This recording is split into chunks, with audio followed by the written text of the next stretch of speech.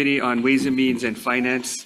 So this afternoon, we'll hear from the 4 county mayors who will be presenting to both money committees. So first up is Sitting County of Honolulu, Mayor Rick Langiardi. Good afternoon. Good afternoon. Aloha. Thank you. Look, I appreciate the opportunity to appear before this joint committee meeting by the Committee of Ways and Means and the Committee on Finance to provide a legislative update. Senator Donovan Dela Cruz, Senator Sharon Morawaki, and other members of the Committee on Ways and Means, Representative Kyle Yamashita, Representative Lisa Kitagawa, and other members of the Committee on Finance. I provided an e-copy at your request of a very brief slide deck that we have on Honolulu's legislative initiatives this year. I want to start by acknowledging, however, that 2024 represents many opportunities for the City and County of Honolulu to make significant progress on our priority issues, including, first and foremost, affordable housing and transit-oriented development. That said, we're dependent in part upon the legislative action of this body this year, and I would be remiss if I didn't express our sincere appreciation for the support and collaboration we've received from the Money and Housing and Vice Chairs. We are very mindful of the horrendous fires on Maui. I've had the chance today to spend some time with Mayor Bisson again, talking about just the events of this past weekend. And we know full well the fiscal challenges ahead for both the County of Maui and our state. We are currently in our fiscal year 25 budget preparations, which promises to be, since I've been in office, our most challenging fiscal year since 21, with collective bargaining initiatives and increases, a full year of rail operations, and a demand for expanded core services and hazard pay for essential city workers who serve with distinction during the COVID-19 pandemic. As for specific legislation before this body, I know that each mayor will speak to their own legislative initiatives. We have 2. Could we go to slide 2, please? Mayor, excuse me, before you go on, I'm not sure if you want to introduce any members of your cabinet that are I would. I'm very proud to introduce all of them if I can, because I brought over a whole bunch of people to help me. Yeah, go ahead. Okay, first and foremost, Mike Formby, Managing Director. Krista Jaram, Deputy Managing Director. I'll kind of go who's in front of me. Nola Miyazaki, Director of HR. Bugs Bacchio, our Deputy Director. Dr. James Island, Head of EMS. Ian Santi, our Deputy Director of EMS. Denise Iseri Matsubara, the Director of Housing. Kevin Auger, Deputy Director. Kat Tashner, Director of Department of Land Management. Who else we have? Andy Kawano, Director of BFS. And Carrie Castle, our Deputy Director of BFS. Have I missed anybody from our team? Nope, that's it. Thank you for that opportunity. I want to go to slide 2. So as I said, each mayor is going to speak to their own legislative initiatives. We have 2. So with respect to Honolulu Senate Bill 2201. Oh, okay. Thanks, Mike. 2201 relating to number plates that requires the use of okinas consistent with Hawaiian spellings and allows alternative use of upper and lowercase letters. I believe that both the State Department and HPD support this measure, and we're very much in favor of that measure. And then also Honolulu has offered Senate Bill 2202 relating to small purchases, which raises the minimum amount of small purchases from $25,000 to $50,000, noting that the $25,000 figure has not been adjusted for inflation since 1997. So that's our contribution to the H composition. Those are our 2 positions.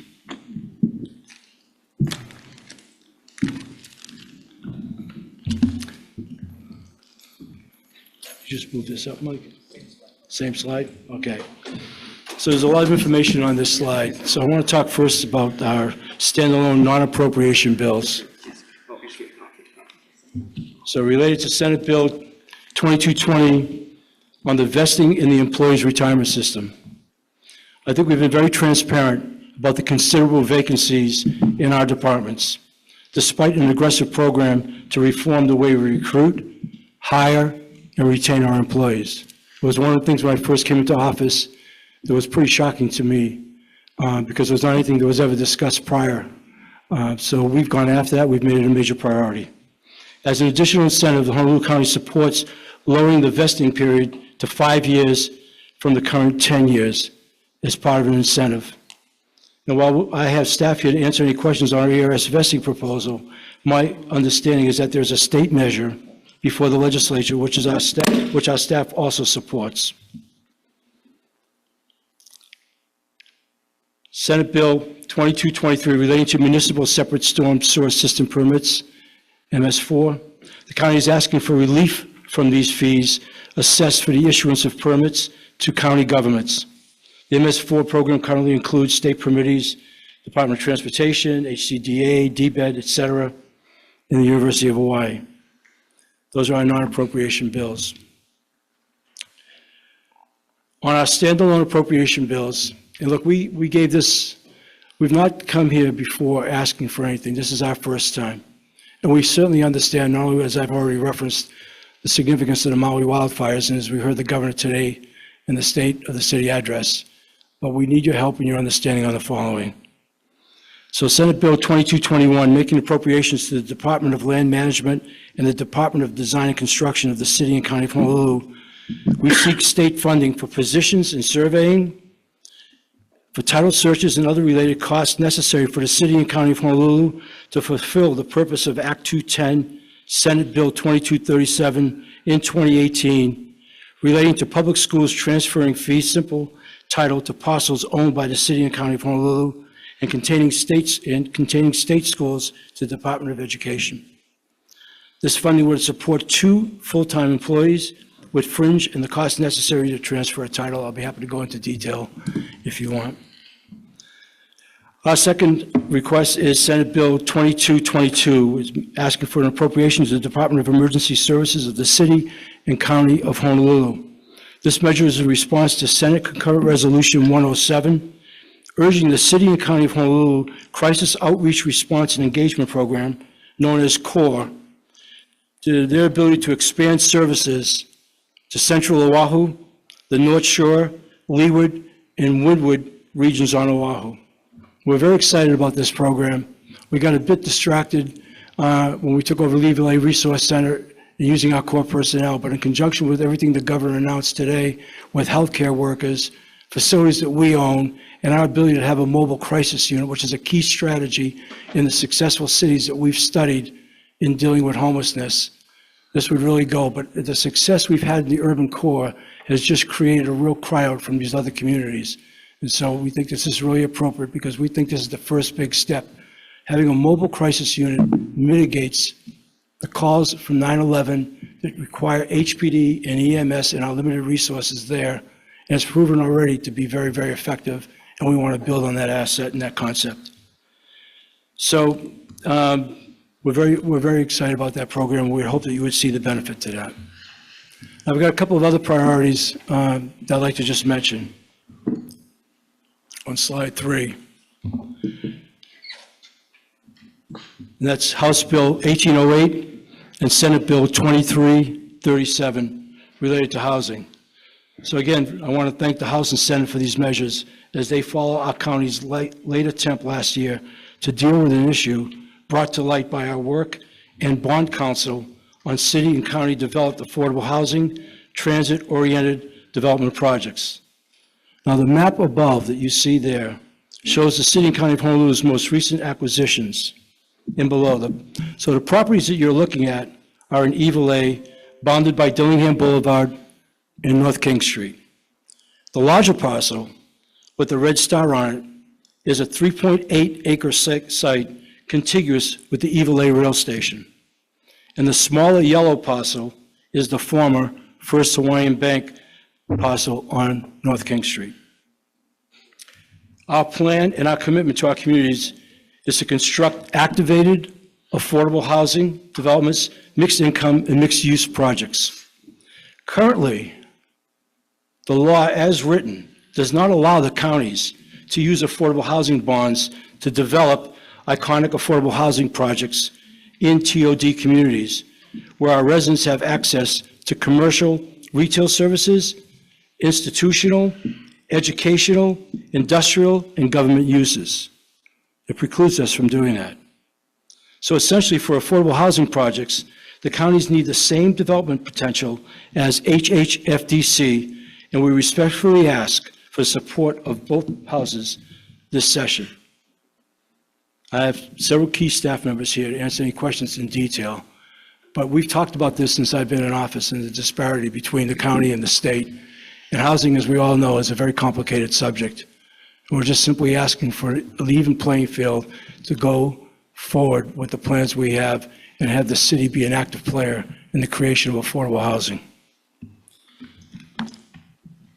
So finally, in closing, I want the legislature to be aware that the city of Honolulu has been working for some time on financial incentives to encourage the film industry to invest in locating, building, and operating production studios at UH West Oahu in conjunction with UH West Oahu's creative media program. And our 2023 bill is Bill 59. And we hope that the state can continue to expand on credits and other financial incentives to take these film industry investments a reality. This is a business that I come to this job at having spent more than 4 decades in. And I've even, been involved in those kinds of productions. And I know for a fact, and I've had recent conversations with major studios, we're turning away a lot of business simply because we don't have facilities. But beyond the business that we're turning away, it's the jobs that it creates, the high-paying, really good jobs, the opportunity for people to make careers in this industry. Hawaii has great iconic appeal. We're doing about $400 million a year right now, and we could easily, I believe, with some hard work, once we have the facilities going, more than double that amount, if not break $1 billion a year, with some great jobs for a lot of people. This is a really serious endeavor. In becoming mayor, so many people talked in the middle of COVID about what we were doing to either diversify our economy or build on our existing assets. This has been a good business for this state. We need your help to make it an even better business. Thank you. I'll answer any questions you might have. Thank you. Members, any questions? Any questions from the House? Go ahead.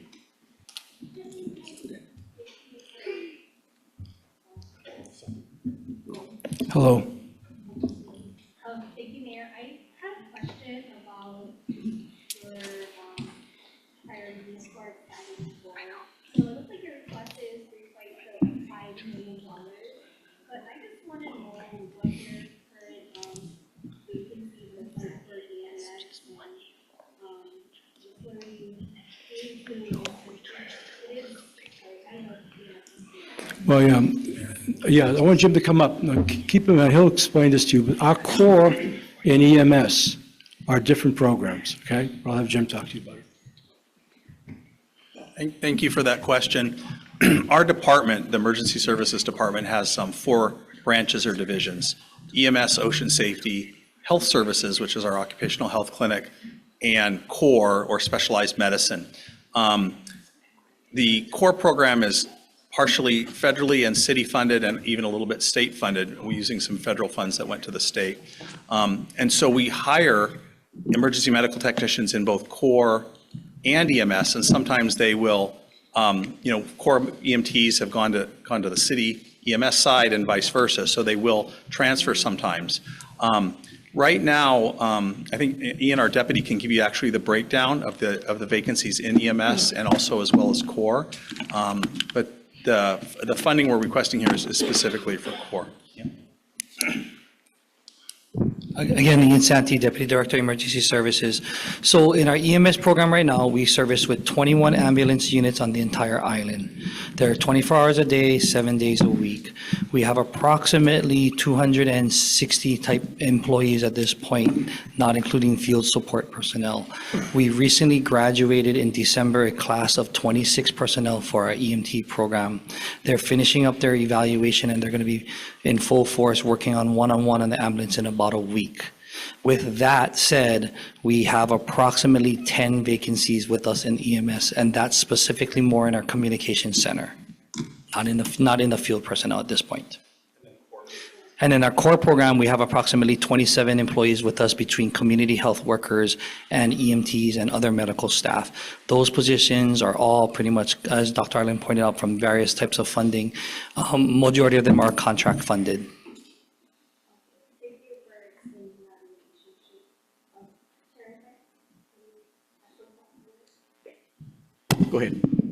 I guess my concern is that, we folks recently shut down some of your, I guess, dispatches, not just dispatches, but, I guess, your staff starting at the community to different areas about what time period it was.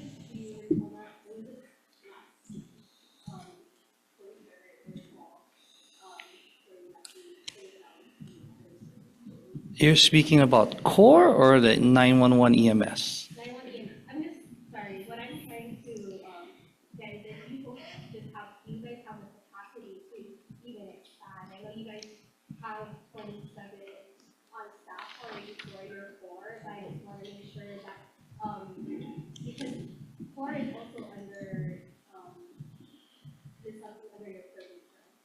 Correct. I think the question, I guess what you're asking is, and correct me if I'm wrong, is as Dr. Ireland pointed out, our core program is completely independent of the 911 service. Our core program is outreach. Again, CORE stands for Crisis Outreach, Response, and Engagement. It's, as the mayor pointed out, our mobile outreach program to those individuals who sometimes are what we call our hyper users of our EMS program, is to address that by bringing down the call volume of the 911s to our dispatchers for the cases where it could be managed without a 911 and more so with outreach. So as part of the capability or capacity, it's two separate entities, and we would still have to go and recruit and hire staff as we expand core, but we would need the funding to support that expansion. Oh, I see. So you guys are still going to be looking for more staff in that 27? Correct. So 27, the funding that the mayor is asking for you folks to support is to hire additional 16 staff of medical personnel and outreach staff. This is such an important topic and it's so intricately linked to housing. Let me just offer a little bit more perspective. The core program came about after our analysis, if you will, and due diligence on best practices. Where was it working, in which cities, and how were they doing it? And we looked at Houston, we looked at Denver, we looked at Boston, we looked at Eugene, we looked at a lot of other places. But fundamental to the cities where they were really doing well with it, that they had a mobile crisis unit. And to give a quick perspective, I don't have the 23 numbers, but in 22, 911 received over 1 million calls. And nearly 700,000 of those calls were related to either homeless or some kind of social situation, okay? And that was very costly because they would deploy HPD, they would deploy an ambulance, perhaps the ambulance would pick them up, take them to Queens, they would get cleaned up, a couple hours later back out on the street, to considerable cost, but no real systemic effect. This is designed in part to be the first leg of what we hope to be able to do in conjunction and collaboration with the state of providing facilities to a city and the healthcare workers today that Governor Green talked about in his tuition repayment program, being able to get up, that's been the missing factor in a three-legged stool. And if we can combine all three, we can only take people off the streets, we can do a really good job at treating them. And we're really confident. But this mobile crisis unit, given the limitations of EMS as it is, which is already strained on our island in the way of personnel and ambulances, is an important dimension to dealing with the homeless. Okay?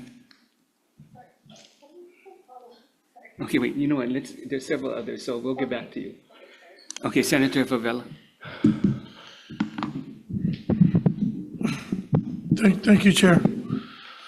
A couple of questions for Parks. I don't believe that Parks is here, but Senator will try to the best of our ability to answer.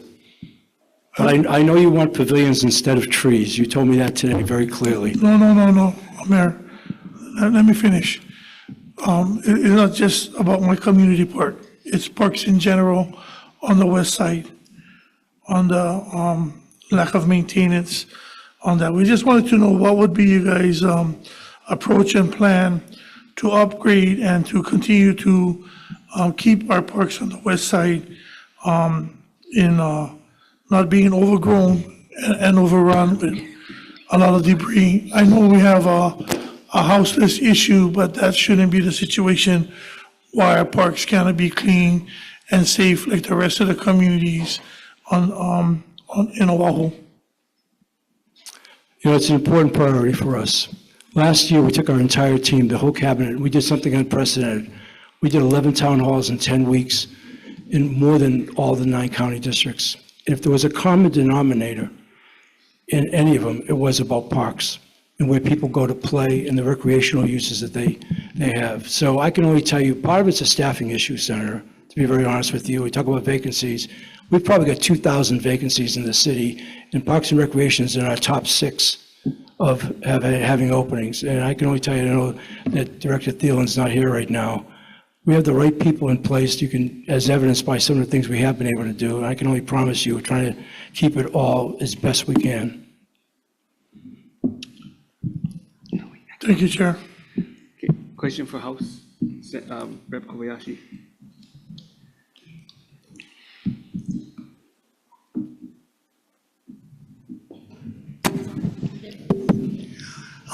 Mr. Mayor, Yes, sir. you just said that housing is very complicated.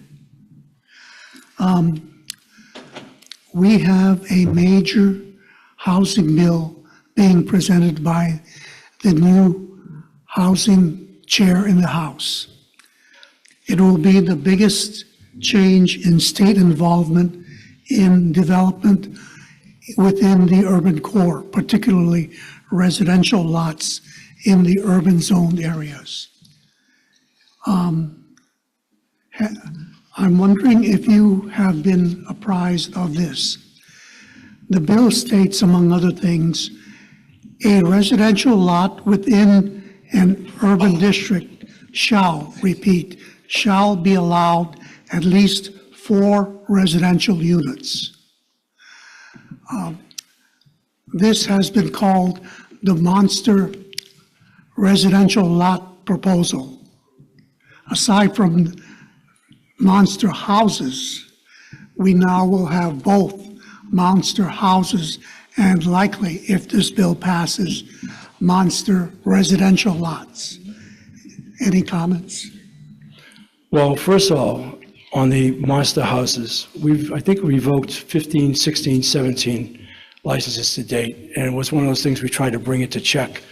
I'm not familiar with this piece of legislation. When I tell you, sir, that the housing was complicated, when coming into the city and first-time mayor, I looked at what the city was doing, what was its role, where was the handoff we could take and build on that, and there was none. There was one person working in the Department of Housing for the city, and not only that, it was fragmented out over a number of different departments. Not only that, there was nobody there that could speak the same language, and all I was told is, we gave up a long time ago. The city hadn't been involved in private activity bonds for nearly 25 years, had lapsed funds in the Affordable Housing Fund, weren't distributing monies, et cetera, et cetera. And then it took on a language all of its own between HHFDC, 201H, and everything else. I feel very good about the people and the plans we have in place now. I have today Denise Siri Matsubara, Kevin Auger, and Kat Tashner between what we're doing in housing and land management, I think is a strategy that the city hasn't had. So I don't know anything about the monster residential lots. We've drawn a line in the sand. We've made it clear to the public that before we're done 5 years from now, I'm sorry, that sounds presumptuous because it is an election year, but we're planning on having 5 more years, that the city will contribute 18,000 rental units to the housing mix, in addition to whatever the state can get done. We're determined to do that, and we're off to a fast and strong start. Thank you. I believe that this bill merits close consideration by all mayors. Thank you, sir. Senator Kim.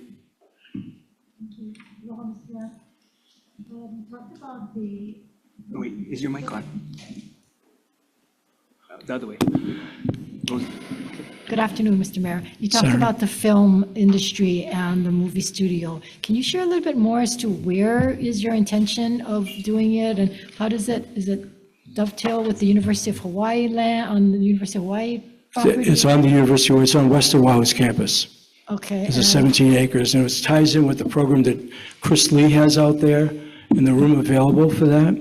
And in fact, I think with respect to studios, we're really in a position to even negotiate stronger with them about exactly what gets constructed. And There are several players involved. We've come to an agreement on property taxes, and the governor's come to an agreement on forgiving of the $100 million of investment on the GE tax. When you say we have an agreement. Well, we've had verbal, we've got to go through the process. We know what we're prepared to do. It was a matter of having both the city and the state combine in that effort.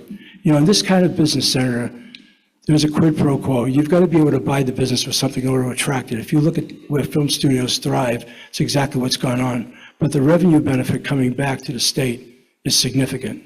Yeah, I think many of us in the legislature support that, and we have been pursuing it. You know, it's taken longer than it should, so it's news to us, and it's good news that the city wants to get involved. And so we're just wanting to understand, have you been working with the University of Hawaii, or what seems to be an obstacle? Certainly, this is, you know, something that we should all be on the same page on. I think it kind of 59 got delayed and deferred now to this year. You know, the past obstacles are what they are. For the last 3 years, you know, I can't tell you how much of this time has been distracted by COVID, overcoming that, getting operational. But this was something we had in our sights really right from the get-go because it was there for the taking. And it's great to hear that the state would be supportive. This is something we should do. This is good, So, clean business. Are you working with University of Hawaii? Are you working with West Oahu? I've talked with Chris Lee. Mike might want to say something here. Yeah, but Chris Lee doesn't make the final Yeah, I know. decisions. Yes. So, Senator, I just wanted to let you know that I met with Chris Lee last week, and he has a planning document that he's about to put out, and that planning document is probably 300 pages, and it's through the work that he's done with the University of Hawaii. And so I'm not going to guess as to when Chris is going to actually put that document out, but it has a lot of information about the work that's been done over the last 3+ years. When you say work, do you mean planning and design, construction? Conceptual drawings, how the build-out would be, where the studios would be, what they would look like, who the investors are that are interested in coming there. Chris Lee's been working that very hard, and he's been working with UH. Okay, because we had UH in front of us, and we didn't get anything from them regarding a film studio at all. So like I said, this is news to I us. appreciate that heads up. You know, to be honest with you, Senator, I've not been involved directly with the university other than with Chris, but I have had conversations, numerous, with various studios and including investors. So I suggest you folks talk with the University of Hawaii, Jan Govea, and the president or the Board of Regents, because it's above Chris Lee's pay grade, I think, when it comes to. Then we'll take that as a recommendation because I feel very strongly about this. It's right there in our grasp to be had. And it should have already happened, to be very Yeah, candid and with you. Senator Kidani has also been a point on some of this as well, so Okay. it's news to her as well, so thank you. I know, thank you. Questions from the House? Who's first? Keelan. Oh, Rep. Keelan.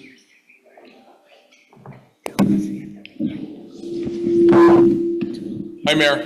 Hi. So with the 3.5 million that's being asked. Hello?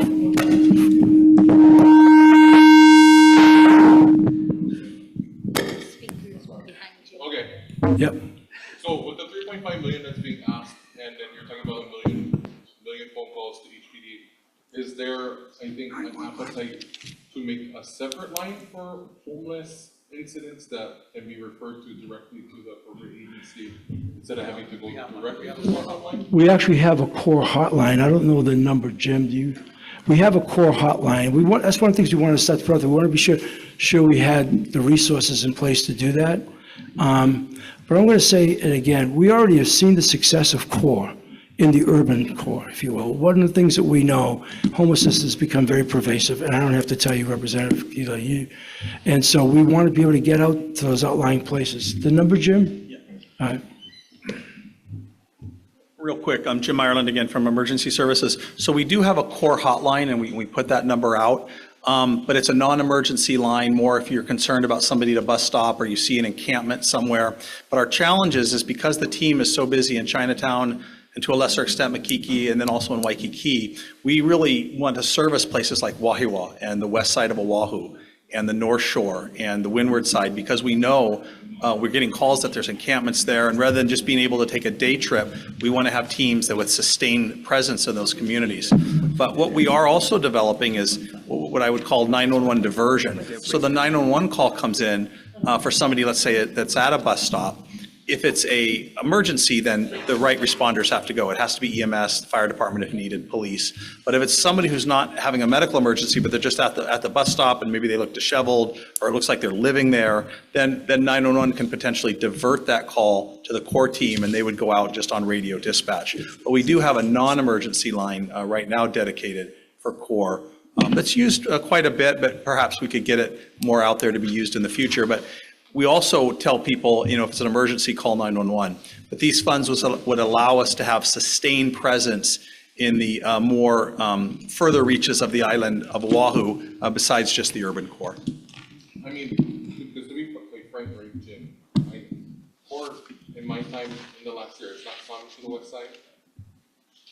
And Well, we have been out there, because I've been out there myself, Yes, but not in a sustained presence, yes, you're right. But I'm gonna say until I think we figure out something, I don't think day trips are bad, right? Because nobody knows about core outside of the urban core.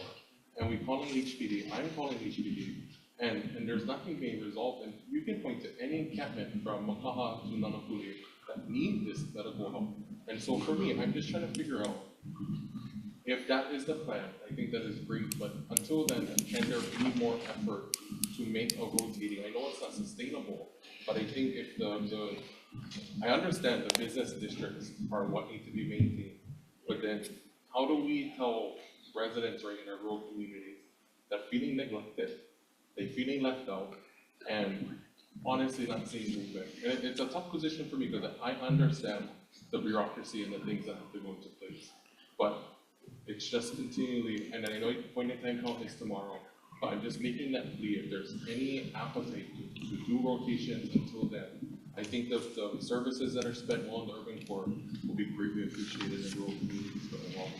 Point taken. The other thing I just want to add is in my interactions with people, the populations of homeless, and I'm probably telling things you already know, but are unique to different areas. So for instance, downtown in Chinatown, there's more people who've just gotten here from somewhere else.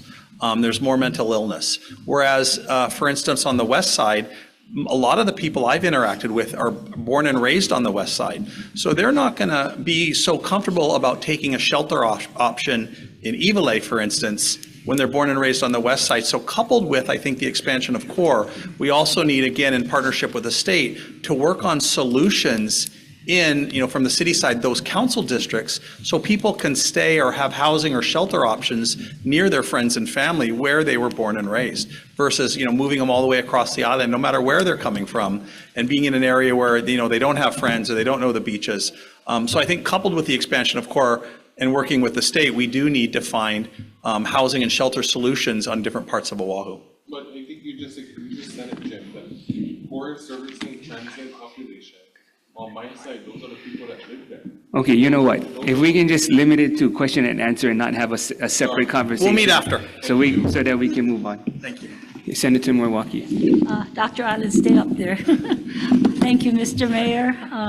Dr. Island, I just would like a breakdown, if you have, of the 3.5 million. What portion of that is core and what portion is EMS? Because I know that it was cutting into your emergency services, but what is a breakdown? It's all core for what we're asking. 3.5 is all core. All core, but I can I'll let Deputy Santee give you kind of the details. Yeah, what? Maybe if you can break it down, what staffing, equipment, current Understood. operating? Thanks. Just give me a second to pull it up real quick. Okay, while you're pulling that up, I'm ready, are you- Senator. Go ahead. So this is for the biennium request, right? So for the first year, 1.79 million for FY '25, 977,000 roughly is for salaries, 547,000 is for fringe. Current expense is 113,000 and equipment is about 160,000. And the equipment initial cost is for a vehicle to locate out to the west side for response in that area. And the staffing covers about 16 employees, as we said earlier, to cover both medical and community health workers. Okay. Thank you. Rep. Ayu. Thank you, Chair. Mr. Mayor, I'm looking at your HB 1808, just trying to understand the capacity that you guys have to implement the program, especially noting that last week, Department of Education came in and said a lot of their CIP projects were lapsing because of permits taking too long. So what is your capacity to implement some kind of project that HHFCC could do for you guys? You talk about transfer of titles from the school lands, which, The development for mixed-use commercial, and oh, I'm just trying to understand the capacity. yeah, you talk about the Eagle Eye Resource Center, Yeah. right? Well, our intention is, we've now closed on the deal. We just did a walkthrough the other day, and we're going to put it out for RFP and with developers. This is an incredible piece of real estate in conjunction with the eventual stop of Skyline there, combined with working our way to Dilly. In fact, Kat may want to talk about this. We're actually negotiating for several other parcels. We're looking to really transform that area. We think, that this is going to be, from a development standpoint, if we're capable of achieving what we think we can do, a very highly desirable situation, right? I mean, it's right there in proximity. So we're looking at it being affordable and mixed. We have a lot of confidence. In the interim, we haven't announced this yet, but in the interim, it's probably going to be a facility for us to be able to put homeless people in while we go about the task of doing it. But I have a lot of confidence that the development community is going to jump all over this. We just closed on the deal. This is an incredible opportunity for this, from the discussions we've had. So, yeah. Yeah, I appreciate that question. Mike Formby, Managing Director. I'd like Andy Kwando to give you a little bit of information on how we had to finance that acquisition, but the point I think we need to make on this bill is that because we don't currently have the capacity to do mixed use, mixed retail, which we want for this property because the rail station is right next door, and we're working hard about changing the orientation of the rail station so that the community, including our community and the community on the other side, which is Castle and Cook, 19 acres in Evilay, developing affordable housing, they will have provisions, whether it's Safeway, Long's, medical clinics, senior care, child care. We don't have the ability to do that, so we had to actually buy this property with short-term commercial paper.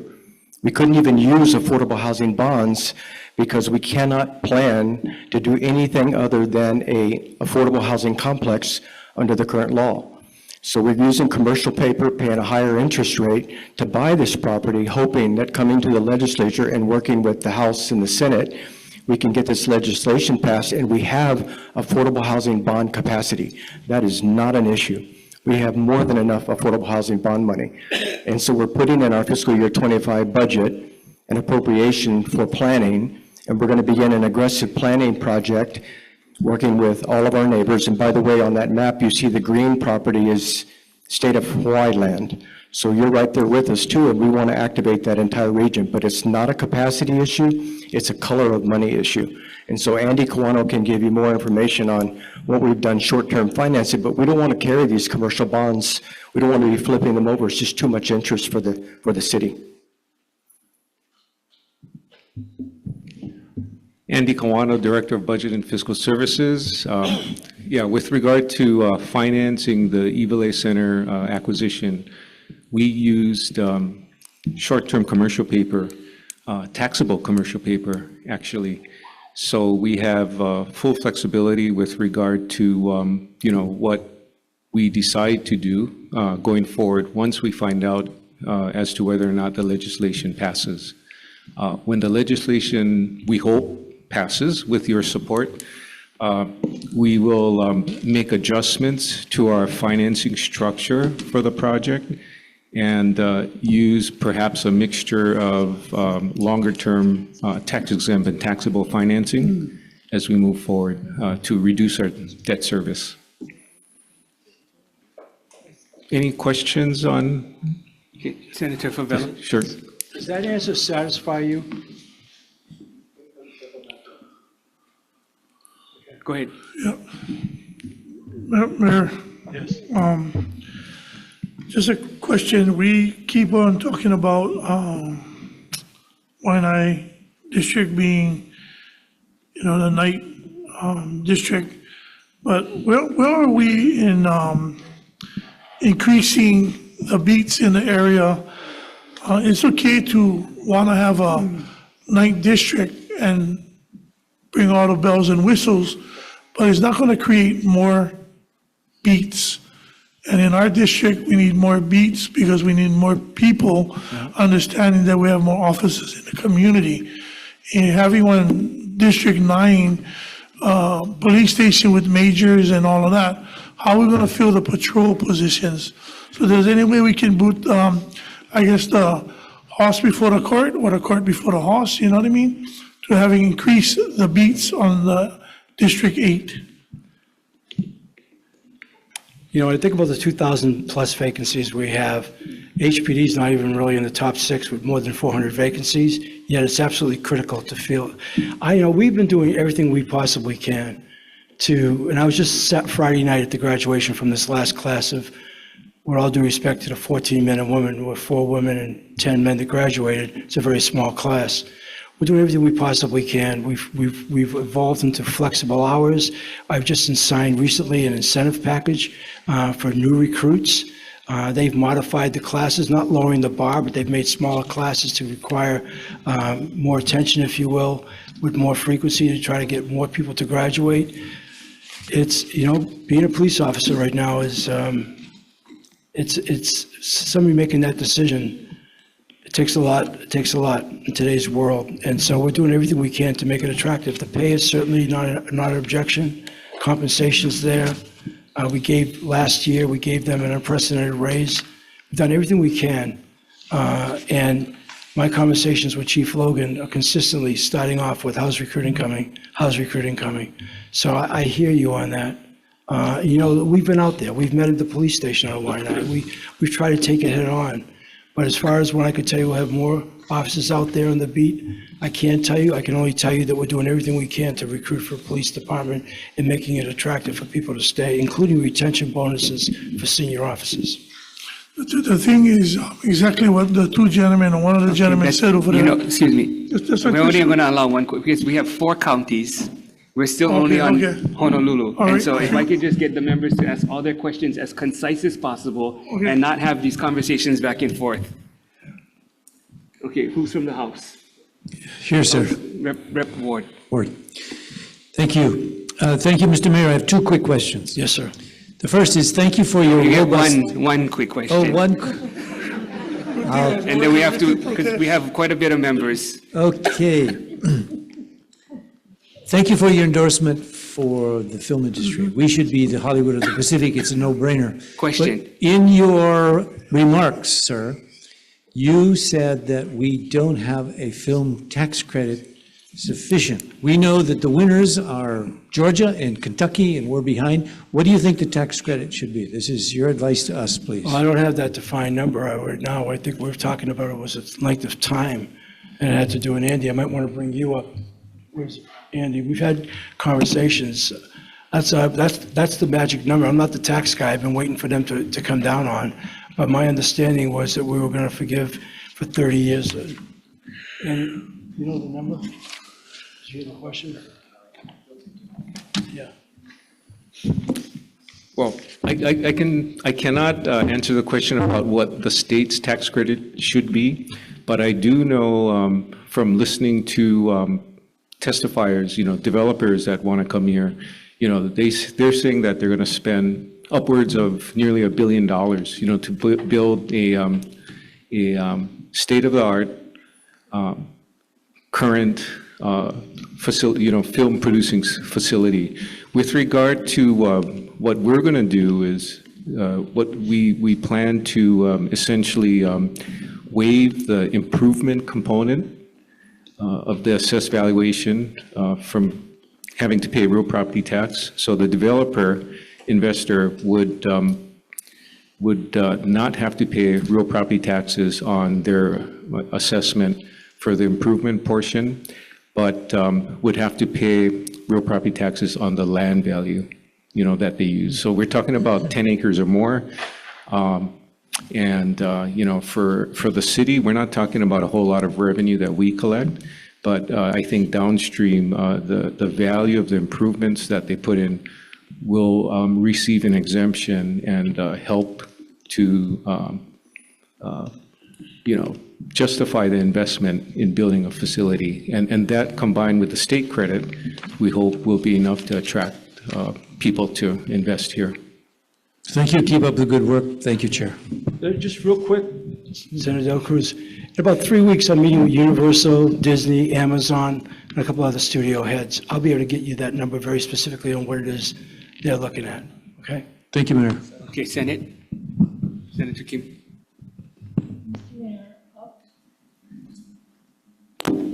So in light of some of the CIP projects that the DOE is proposing to lapse, in going over that, we found that in certain projects, they're waiting for building permits, and that in one case, on one of my schools, it's like 14 months. The wait, they're saying, is going to take 14 more months, despite the fact that they've been already into the process.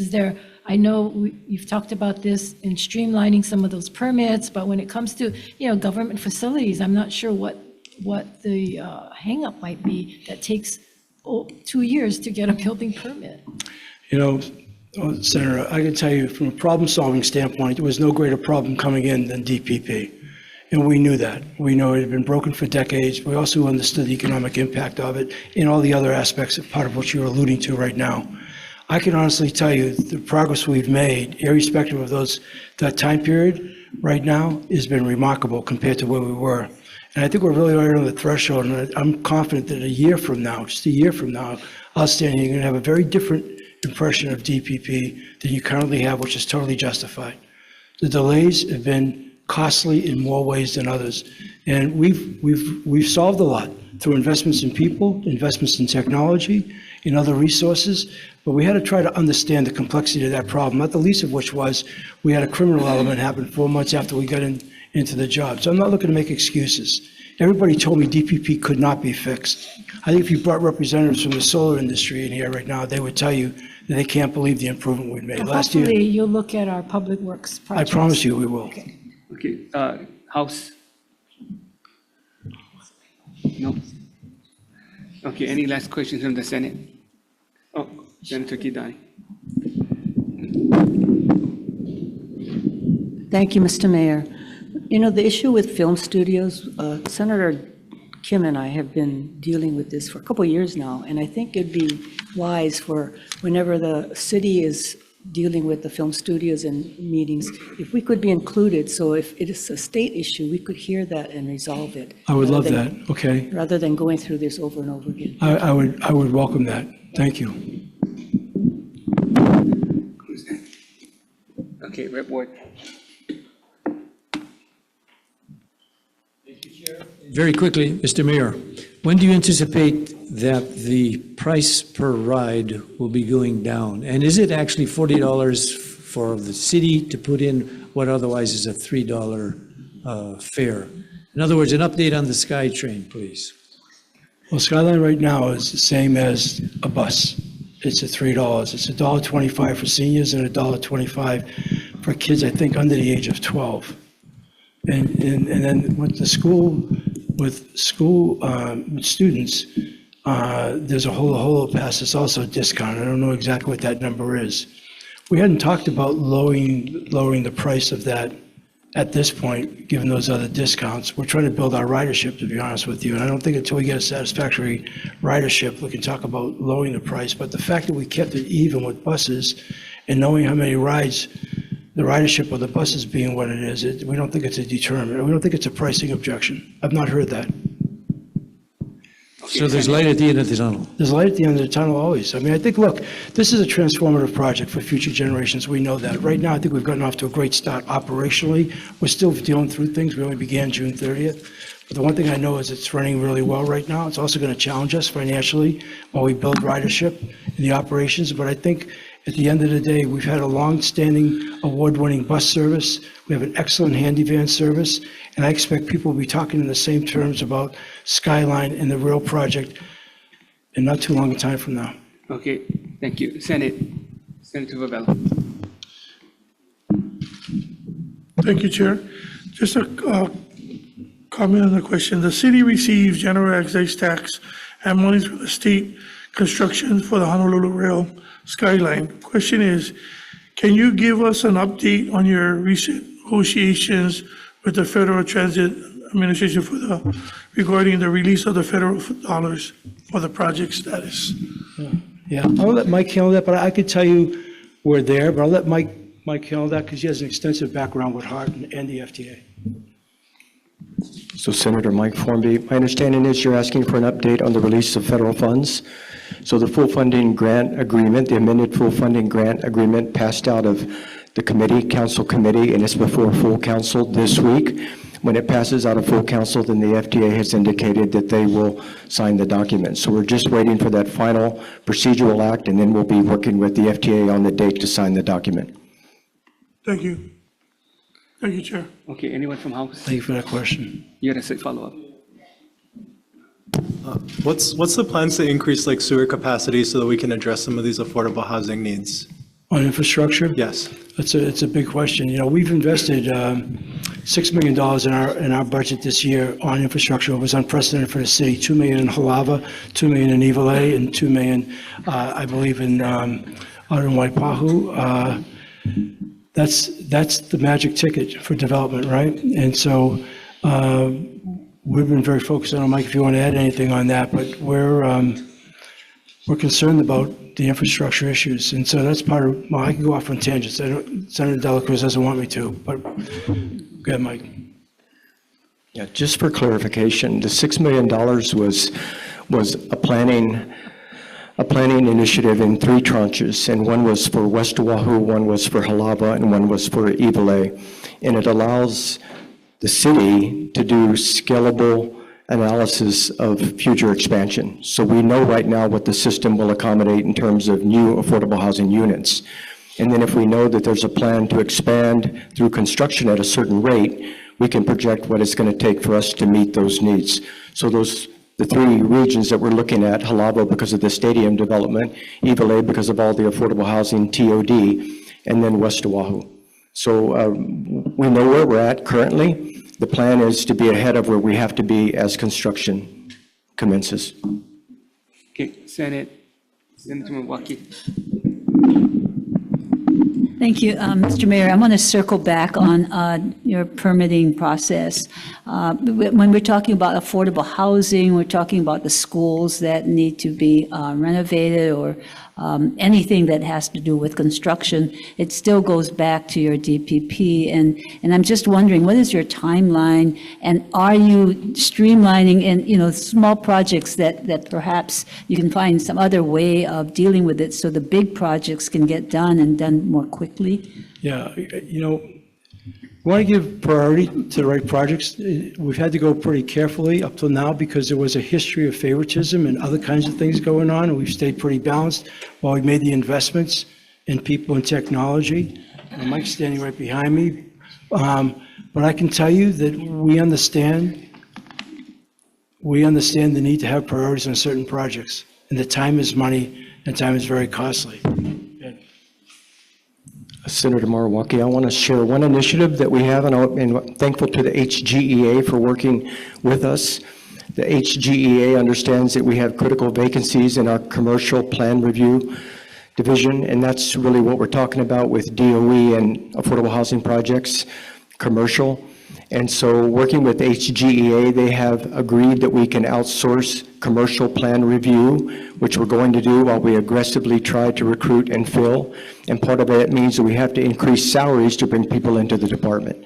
We simply have not been able to recruit and bring experienced plan reviewers into DPP. And I think part of it is because of the history and the image that DPP has, but in turning it around, we've agreed to raise salaries. So we're in purchasing.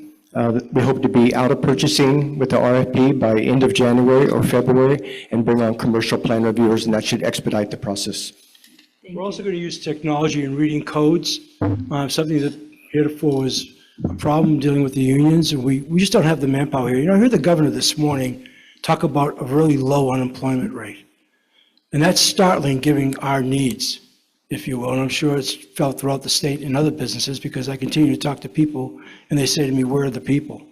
So we're up against it, but the union's been very, very helpful. But I do think one of the more complicated things we had going on within DPP was code reading. Reading the codes has become very complex, and the fact we're going to be able to do that electronically now is really going to help. Just as we used AI on the bot, it was taken, just to give you a quick example, we came into 3,600 applications to get through pre-screen, took an average of 6 months. There's no longer a backlog, and you through pre-screening now in 1 to 3 days using AI. We will get there. It took time to make sure we had the right stuff, we're making the right acquisitions, and that's what's happening. So I'm going to say it again, a year from today when I'm here, okay, I think you're going to have a very different impression of DPP. One thing, just to know that we lapse funds because of permitting, it's that long period, so if you can see the importance of it, thank you. Yes, we do. Okay, we're going to call a recess, and if the mayor would like to address the members at some additional time, we can be more than happy to do an info briefing. I'm sorry I took up all the time for my colleagues, Mayor Roth and Mayor Bisson, No, I'm just not sure what time their flights are. Okay. Well, I appreciate the questions today by everybody. Thank you very much. Okay, we're going to call a recess so that we can set up the next presenter, which is the County of Hawaii. Okay, short recess.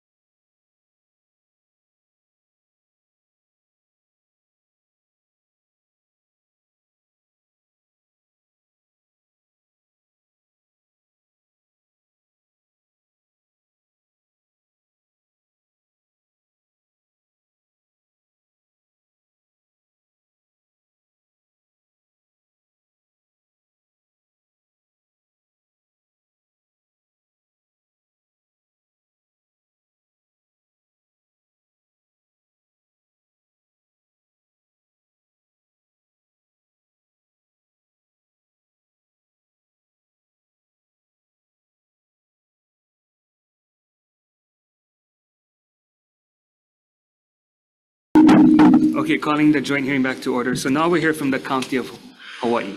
Good afternoon. Good afternoon. Aloha. Chair Dela Cruz, Vice Chair Moriwaki of Ways and Means, and then Chair Yamashita and Vice Chair Kitagawa from the Finance Committees and all Senate and all of our representatives, members today. Thank you very much for having me. Mitch Roth, Hawaii County not prosecuting mayor. Forgot where I would. It's only been a couple of years since I was in that other role. So moving forward, we're going to talk a little bit about just some of the needs and some of the things we're doing in Hawaii County. Clicking the clicker, but doesn't seem to want to click for me here. I don't know if there's a.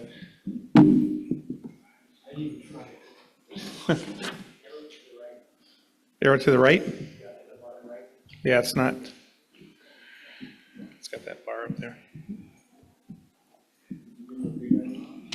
Wait, somebody going to help him? Should I call a recess? No.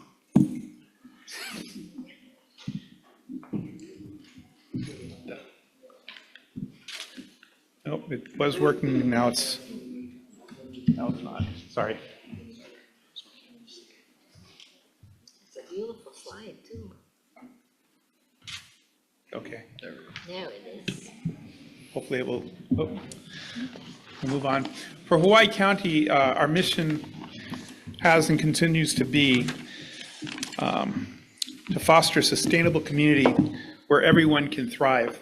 When we talk about sustainability, what sustainability really means to me is the ability to allow our kids to raise their kids here in Hawaii. We've come to a time in history where there's more Hawaiians living out of the state than in the state. And as we lose our Hawaiians, we lose our culture, and as we lose our culture, we lose our sense of who we are. And so we've really been focusing in these areas, and we'll talk a little bit more about that.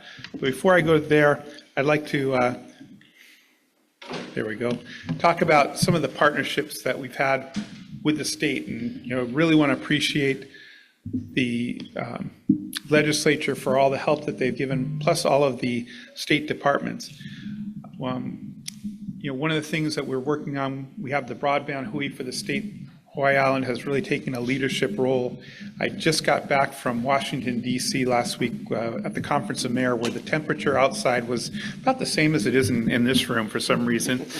But Hawaii, as a state, we're one of 4 states that have taken the federal government up so far on broadband funds, and Hawaii Island has really made some great progress closing the loop on our broadband infrastructure throughout the island. So right now, wherever you are on Hawaii Island, technically you should be able to get internet connectivity. And that wouldn't have happened but for the partnerships that we've had with the state. As you heard the governor talk about what the lieutenant governor's program with early childhood education and capital improvements, Hawaii County has really been leaning forward in that area as well. Our transportation, we've been working very closely with Department of Transportation. Ed Sniffen over there and his team have been really, really great. We're looking at putting in about 18 electric buses. We have our first hydrogen bus on Hawaii Island. We're looking at getting another one pretty soon. That will be really important as we look at the greenhouse funding that's going to be coming out from the federal government pretty soon. We've been working on things such as invasive species management. You heard Mayor Blangiardi talking about the film and creative industries. We're doing some of that stuff on Hawaii Island. Regenerative tourism, safe streets for all, indigenous data science, and climate pollution reduction grant, as well as workforce development. All those things we're working with the state on, and really want to appreciate all of the help that we've gotten. One of the things that we've learned from Maui is that what affects one island affects all of us. And so if you remember back to August 8th, the day of the fires in Maui, we also had fires. And so Hawaii Island is not immune from natural disasters. These natural disasters have taught us a lot of things, but in talking with the community, some of the things that we're seeing that have become top of mind for our community are things like evacuation routes. One of those is for Waikoloa, where we have, I think, the largest cul-de-sac in the United States. We're working with that community, and we're working with some other communities. It is a big issue on Hawaii Island. A couple of years ago, I had to evacuate Waikoloa, and we realized that, that could be dangerous. And so we have been also receiving some assistance from state DOT in our emergency evacuation route, and we're looking at hopefully opening up another road there, and that'll probably need some help from the state. Sirens, Maui sirens became a big issue. We have some sirens that are actually under HIEMA that are supposed to be coming to Hawaii Island. We have a couple that are out of service. Again, Waikoloa, they've been asking for a while, and we have some other ones that we're looking for our parks. And there's other preventative measures that we're looking at, and I think the legislature will be looking at this year as well. We move to our priorities and our operational. Again, we go to that whole idea of sustainability. If we're going to allow our kids to raise their kids here, we have to focus on housing. And we heard that in the governor. We heard that from Mayor Blangiardi. When he talks about his shortages, every single one of those that he mentioned, I think we're seeing throughout the state. I know we see it on Hawaii Island. But we've had some really great successes coming in. We saw some of the reports from UHERO. UHERO had us as the worst in the country as far as permitting. It was taking about 200 days to get a new housing permit. We've brought that down to about 30 to 40 days. So we've made quite a bit of progress there.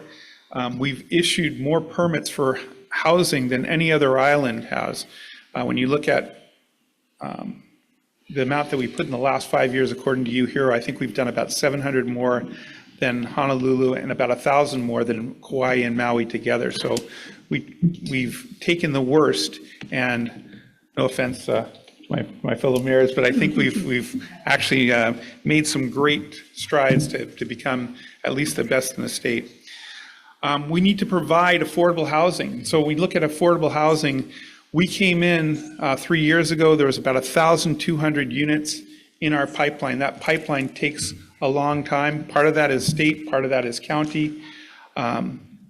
We are now up to about 7,000, just a little bit under 7,000 affordable housing units. And again, that takes a while. So this last year, we built probably about 200 or 300 affordable housing units. In 2024, this year, we'll be building about 1,400 or 1,500 affordable housing units for the state. So we've really moved up on the pipeline there. One of the issues throughout the state, and I heard questions from Mayor Blangiardi, had to do with homelessness. And one of the ways that we have to improve the way we're dealing with homelessness is actually providing housing for people before they become homeless. And so those stats are really important to us. But it's more than just providing housing. We've been looking at ways that we can assist people who are in need.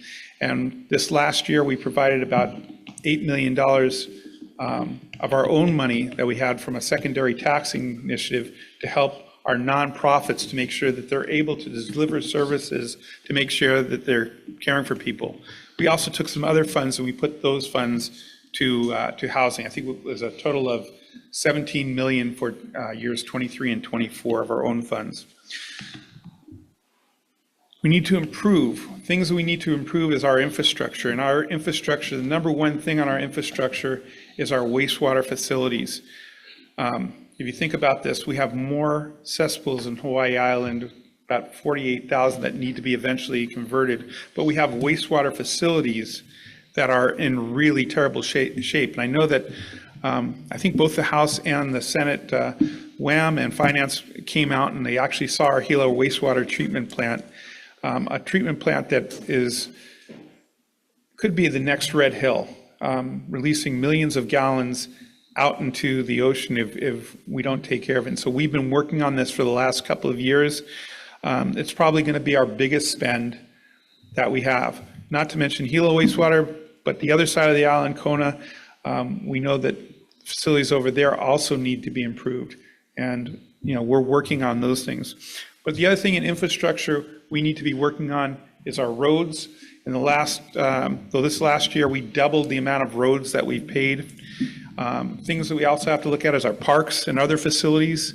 We went from a parks budget for maintenance or repair of about 450,000, excuse me, when we came in for 302 facilities to over 4 million, and still not enough to take care of everything. We had buildings literally holding their hands, standing up with termites holding hands and singing Kumbaya, I like to tell people. We need to extend our agricultural leases and other land leases, and we need to do those things early. And we really want to thank Department of Land and Natural Resources for the work that they've been doing together with us. I know last year we were coming in, we were asking, even though that wasn't for really the county, but the state in general, our healthcare facilities, both in Kona and in Hilo. And let me just start off and thank you for those funds, because those were really important.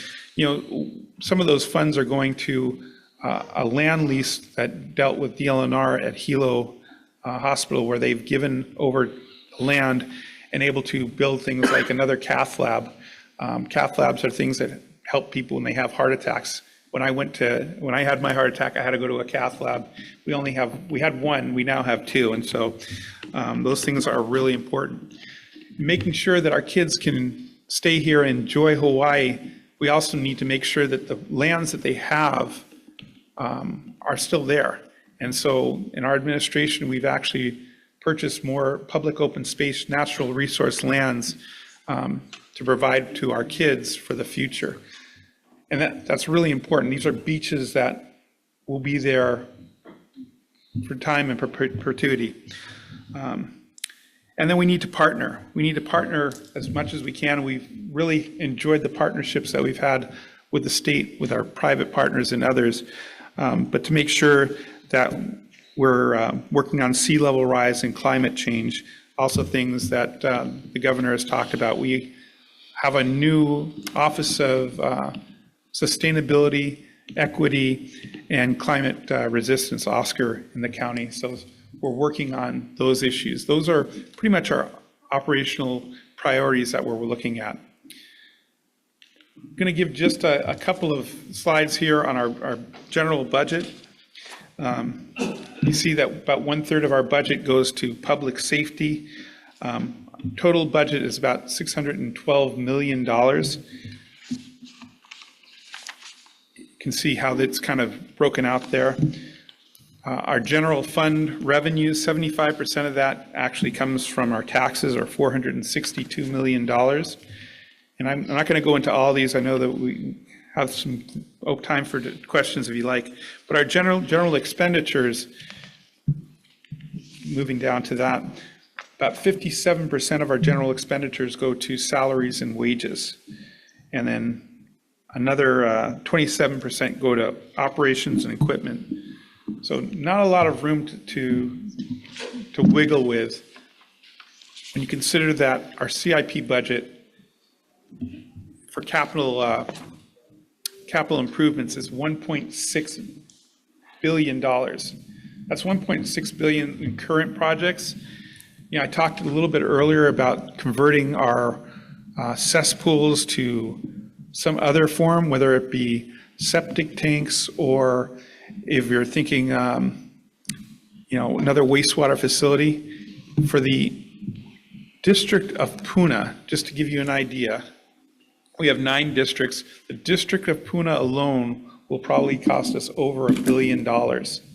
And we're trying to figure out how we're going to do that. Are we going to put those costs on the community? Are we going to take some of those costs? That is a very big nut to crack. But the things that we have now, our wastewater facility is about $1 billion for the facilities, just for our facilities. Another $400 million for our parks and recreation, and for our public works, the people that take care of our buildings. It's about another $200 million of projects that we have. I could tell people, and you'll understand this because you have the same problem. We generally have a pizza with 12 pieces, but with hundreds of people wanting a piece of pizza. And I know that's exactly what you go through every year. You have all these needs. The pizza is only so big, and so you have to really prioritize where things go. I just want to finish off and, again, offer our appreciation for all the support this legislature has given us for the last 3 years with the pandemic, with our recent natural disasters, your assistance with the nonprofits, with helping our residents that you've given us has been tremendous. And we really appreciate the partnerships that you have given us. And on behalf of the people of the County of Hawaii, I just want to say thank you very much. And that's really what I have. Do you have anyone from your cabinet you want to introduce? Yes, I'm sorry. Thank you for reminding me of that. I have our finance director, Diane Nakagawa, excuse me, and our executive assistants, Cyrus Jonathan. Not a big crew with us.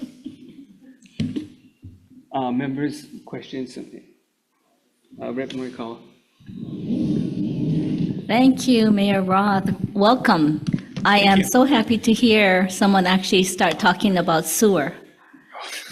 I know it's a scary thing to start because after hearing what it's going to cost just for one facility, I can see where it's going to be huge for the whole state.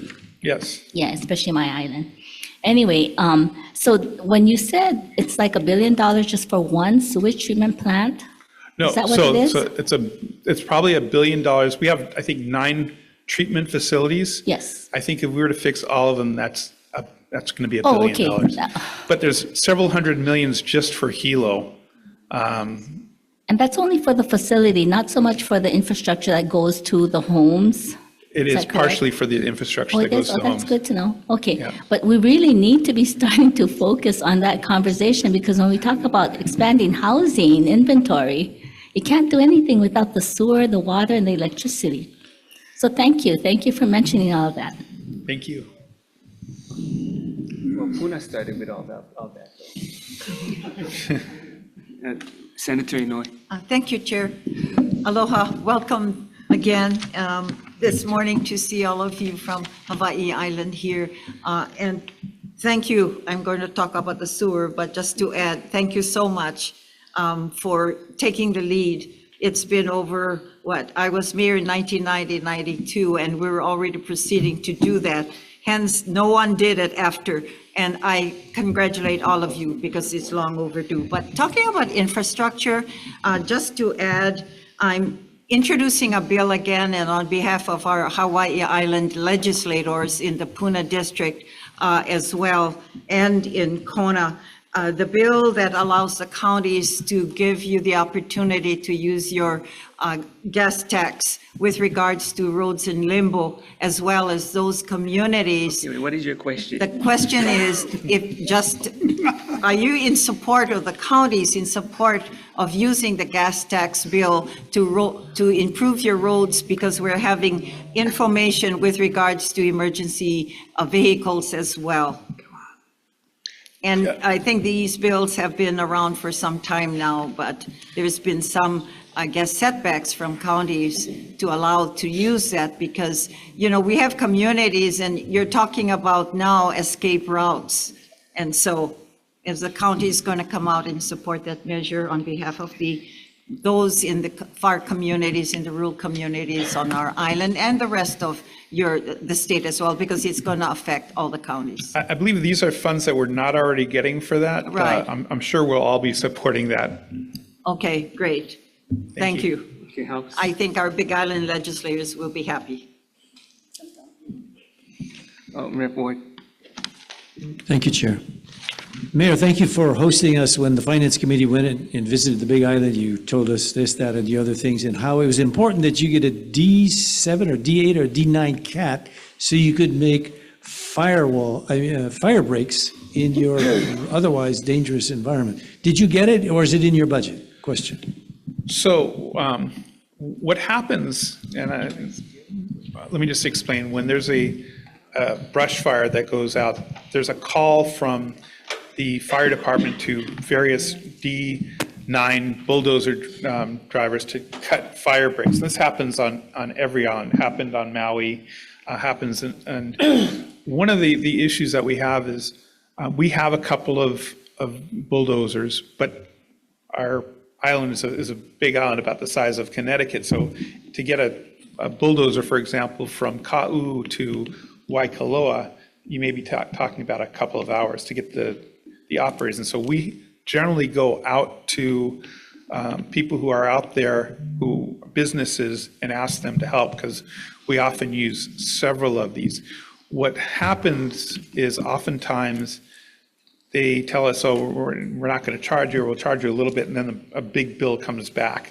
That's very difficult, but we pay, because if you don't do it, the consequences are worse. So one of the things we're looking at is how do we make sure that we have some guardrails there, so that we're not paying extraordinary amounts of money. Oftentimes FEMA is going to be paying for these things, but we still have to worry about our tax dollars being misused. So you don't have the D9s?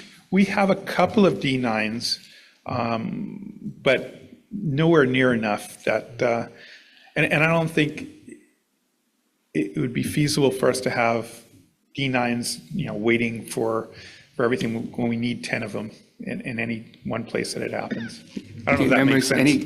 Any questions from the Senate? Thank you. Oh, Senator Milwaukee. Hi, Mayor, thank you. When we visited you, we saw that you had problems also in staffing, healthcare and so forth. And I see one of your initiatives is workforce development, and I'm just wondering what the county efforts are in that regard, because I know that's a big need on the Big Island as well. Yeah, and I talked a little bit about the partnership in our American Job Center. We have county workers, we have state workers, we have nonprofits that are working together there, trying to help people, retrain people. So there's a lot of efforts there. And I think this is, again, we heard Mayor Blangiardi talking about the problem. There's not very many, well, there's not a lot of people that are applying for the county jobs. And, I think on our island, we have hotels on the west side of the island that could take maybe 100 employees each hotel. It's difficult for us to compete against those hotels. I'll give you an example. In Kona, we need lifeguards. We're always having a hard time hiring lifeguards. We may be able to pay $20. Hotels are stealing lifeguards from each other, and they're getting into these things. They may be paying $30 or $40 an hour.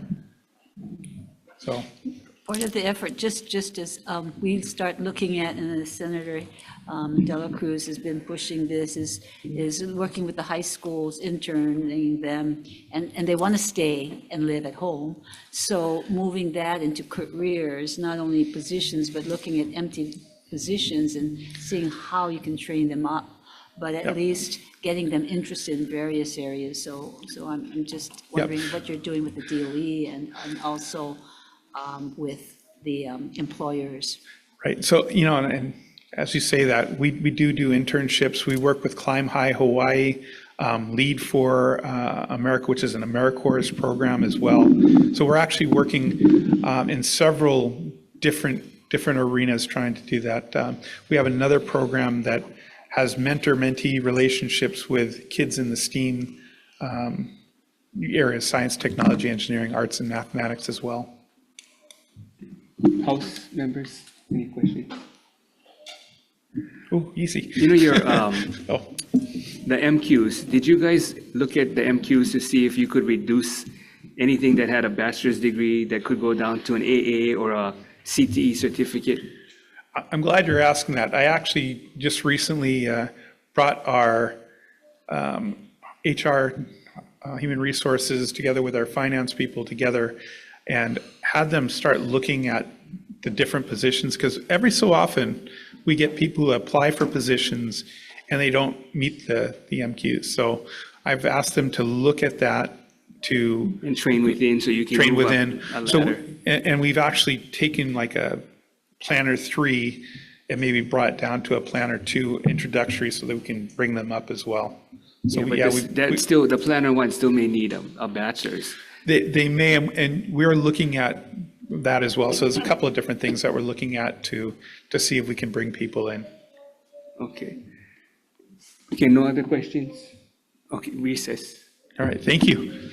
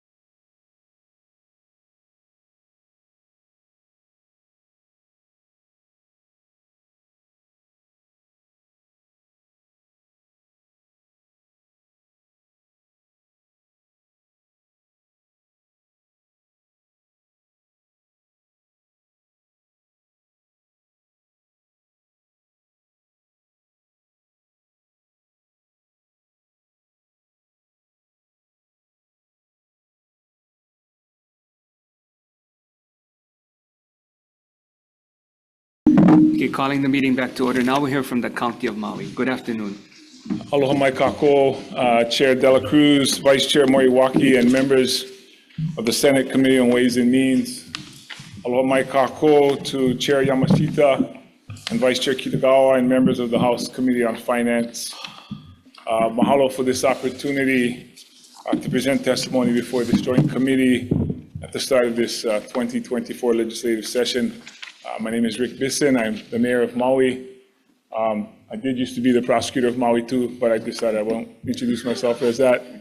But I did want to introduce to you Josiah Nishita, who is our current managing director, and he's also the one who will be leading the Office of Recovery at our office, at the mayor's office. On August 8th, our island and community was and were forever changed by the devastation of the Maui wildfires. And as I reflect back over these past 6 months, I'm so grateful for the continuous outpouring of the support that we've received from across our Pai'aina and indeed the world.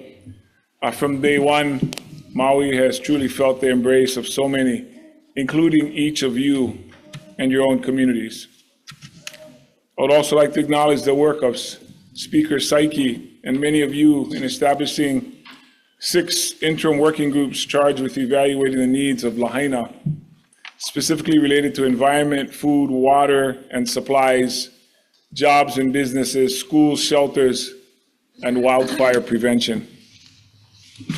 As we move into the 2024 legislative session, I recognize there will be continued focus on Maui County. With that said, I want to acknowledge that there are many, many important things in Hawaii that are important to all of us. What we bring to you from Maui are things that are urgent. I humbly stand before you today to express my plea for the prioritization of the care for our survivors and ask that we stand in unity until every survivor has a place to call home. Right now, with 5,368 survivors still living in 32 hotels, we are pushing forward with an aggressive housing plan in partnership with private, local, state, and federal partners to return our people to long-term housing where they can begin to heal. We also face the daunting task of rebuilding our beloved Lahaina town, and we will need your continued support in the coming years to ensure this remains in the forefront of requests. This year, our primary and our only appropriation funding request is for West Maui wildfire recovery efforts. This funding is needed for immediate damage assessment and project planning to ensure resilient infrastructure is recovered and rebuilt.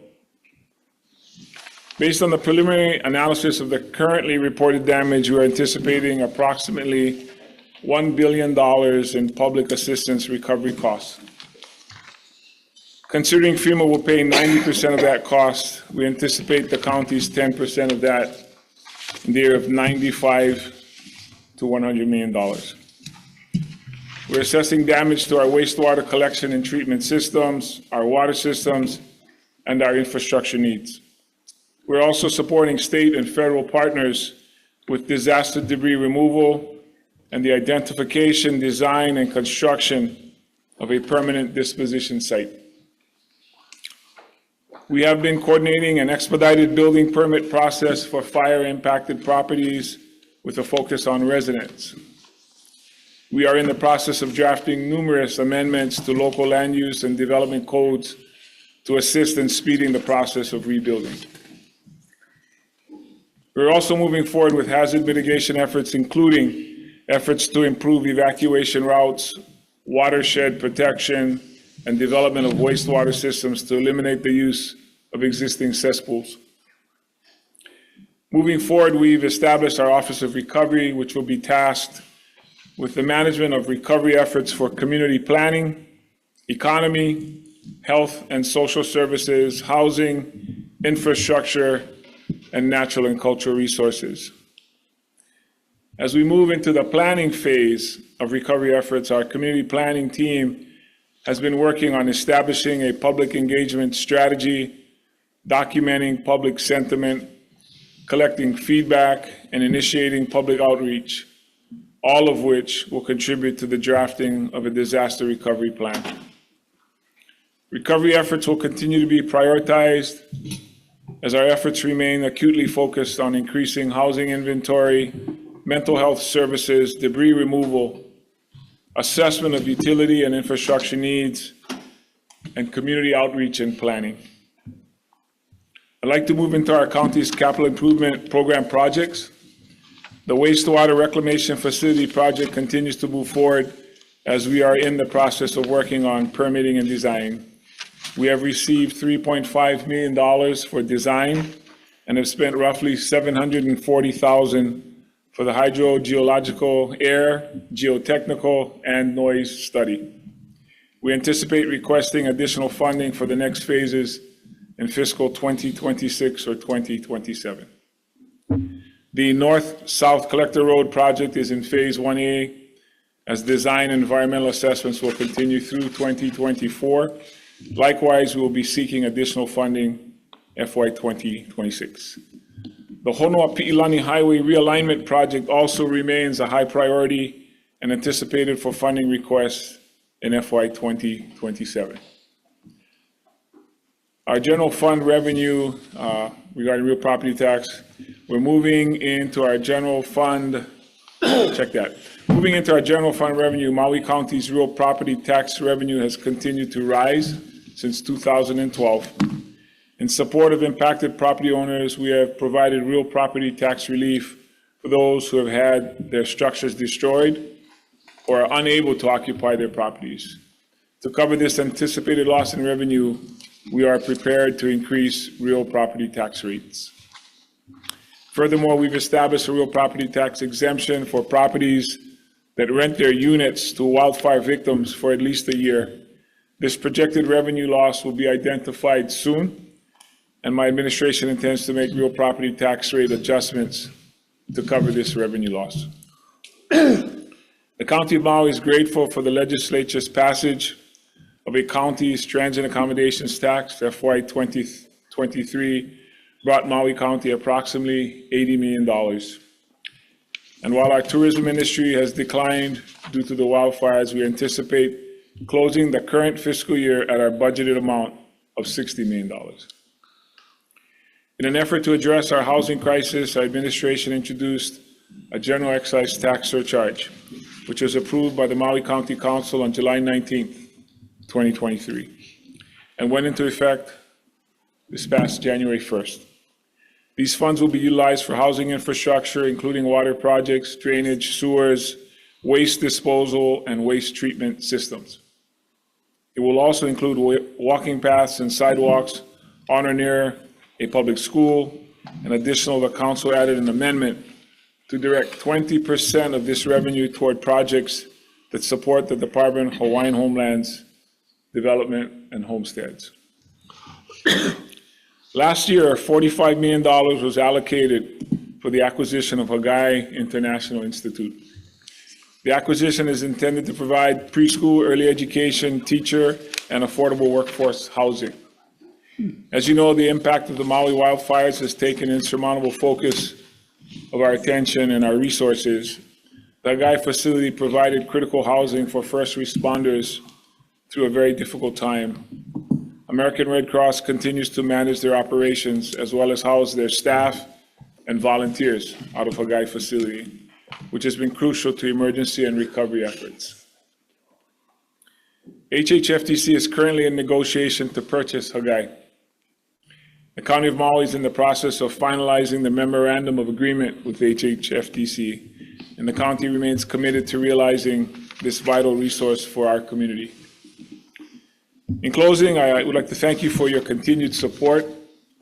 And while the needs of Maui County and the state reach far beyond the impact of the Lahaina wildfires, I must stress the needs of Lahaina are like nothing we have ever experienced before. While the devastation is undeniable, the spirit of our people remains strong, as evidenced by the tremendous turnout, support, and unity displayed this past Saturday in Lahaina, both on land and in the water. With your support, we will rebuild our Lahaina and Kula and return our people home. On behalf of our grateful people, mahalo for your continued support and partnership. And I would be remiss, I have two other staff members that are here. They asked me not to introduce them, which is why I'm going to introduce them now. Lakshmi Abraham is our Director of Legislative Liaison, and Mahina Martin is Director of Communications and Public Affairs. Any questions, I'll be happy to answer. I understand you have council members here too. Oh, I'm sorry, yes, we have Councilmember Sugimura, and we did have, we also have a former Mayor Victorino is also here, I'd like to acknowledge. Thank you. Members' questions? Senator Favela. Hello, Mayor. Aloha, Senator. One of the biggest things that I guess we have a problem with right now, it's great that we're going to give them tax breaks on them providing their homes for the people that's needing the homes. The problem I have right now, this is from the families in Lahaina and on Maui, that the regular 3-bedroom home is $8,000 to $10,000 a month. So these guys who are price gouging the rent to our victims and our families because of FEMA or whoever it is, what is the repercussions of them by overpricing the houses way over fair market value? And then we're going to give them an excise tax break for letting them stay in the house when they're charging the houses 10 times the amount of renting the units. And then a lot of the units that is being rented like that on the property, those guys are not living on this island. So how are we going to address that, Mayor? I agree with you, Senator. Thank you for pointing that out. I guess my first answer to you would be is, number one, we're in an emergency. So there are about 27,000 available units on Maui that are made up by non-owner occupied owners, by timeshares, and by short-term rentals. That's the total count. I think you heard the governor refer to that this morning. He referred to them as short-term rentals, but actually they're made up of those three categories. They're all taxed differently in our county. What we were looking for was a target of about 3,000 of those units. So I proposed the bill, the council, they approved the bill to provide tax relief for those folks. So we set, I guess, that part, the carrot, if you would, to incentivize people to convert their homes from short-term to long-term. The number you're talking about is put forth by our partner, the FEMA, where they have decided on how much they will pay for each of those units. That's not being paid by the state. That's being paid by FEMA. But what it's creating is an artificial number. So basically, we had two rental numbers on Maui, right? The rental that regular working folks paid and the amount of rent that people would pay if they wanted to be in a short-term rental. So to further incentivize them, they were given a number that they had previously charged last year's numbers as their short-term rental, and they were being promised those numbers, which is why I also just came back from Washington, D.C. along with Mayor Roth. having met with several of our partners there, encouraging FEMA to build units for us on Maui. To wait the 4 to 6 months it would have taken to build the homes, we would still have our folks in the hotels. So the idea of converting right away was the quickest way we could think of trying to house people in more livable homes instead of hotel rooms. So that's the reason we went with that plan. But the longer term plan was to create housing by building units that people can move to. I should tell you, there are two types of impacted victims. We have the FEMA eligible and the FEMA ineligible. The people that are ineligible for FEMA assistance are not in those units. The FEMA ineligible are being assisted by Kuhio Lewis and CNHA and other programs that are designed. And what makes you eligible and ineligible, I won't get into all the technical things, is basically if you had insurance or if you didn't have insurance. So if you had homeowner's insurance, you're supposed to use your homeowner insurance payout to live. That's how you pay your rent, and that's how you get by. Everybody else. But you're absolutely correct. It's going to cause an artificial rise. It already has. They've had some unintended consequences, people whose leases have ended, terminated, and the landowner takes a higher amount, what you refer to as gouging.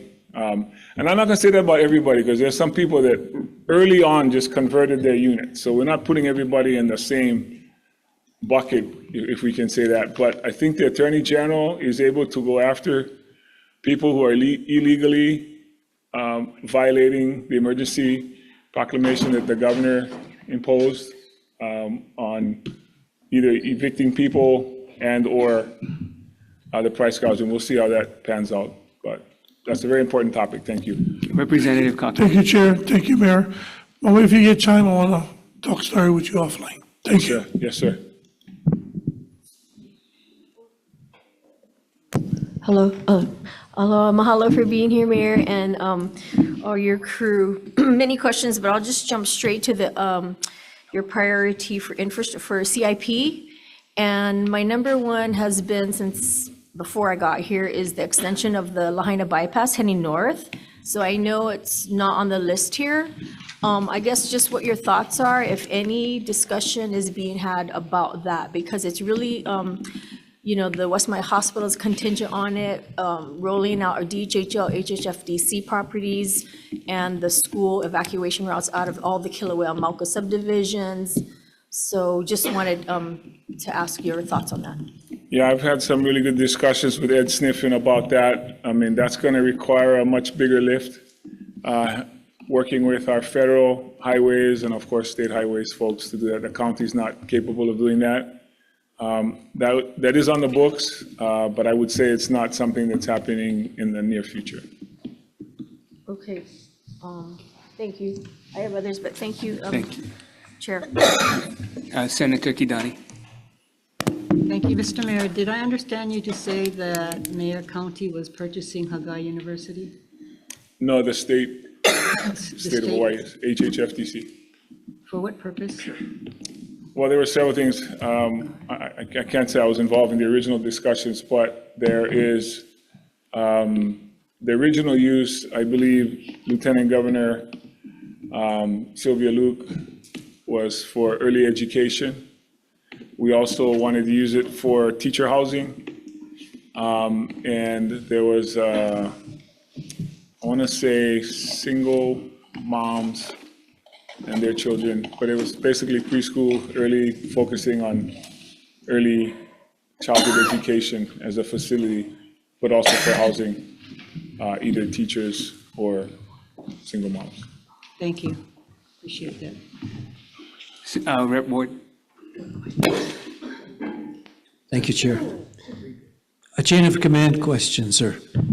Everyone's saying, well, it depends on what Maui wants. Whatever Maui wants, we're going to do it the way they say it. The question is there a decision-making tree or process in place where everybody knows what they're going to do and there's a consensus, particularly about how you're going to rebuild Maui is going to be, Lahaina, or you're going to create a different Lahaina because of other setbacks and other things. The point is there a process in place, and is there actually a consensus? Because everybody's saying, whatever Maui wants, Maui's going to get. Is that actually going to happen? I guess that remains to be seen. But let me clarify, I think you asked a two-part question. The person who's going to be responsible for this by the end of the day is sitting right next to me, Josiah Nishita. He's heading up the Office of Recovery.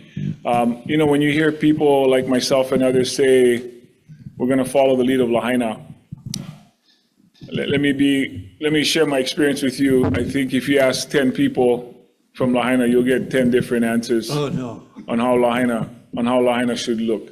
So what I would say to you is it's too early to tell. We're going to do a lot of public outreach, public engagement.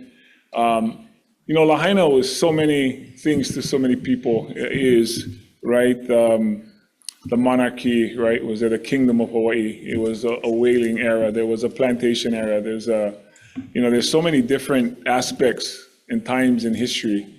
So it's not easy to capture just one, and some people say, oh, it should be like how it was during the plantation days, or it should be how it was during the tourist days. You know, Lahaina Front Street, how that's going to look.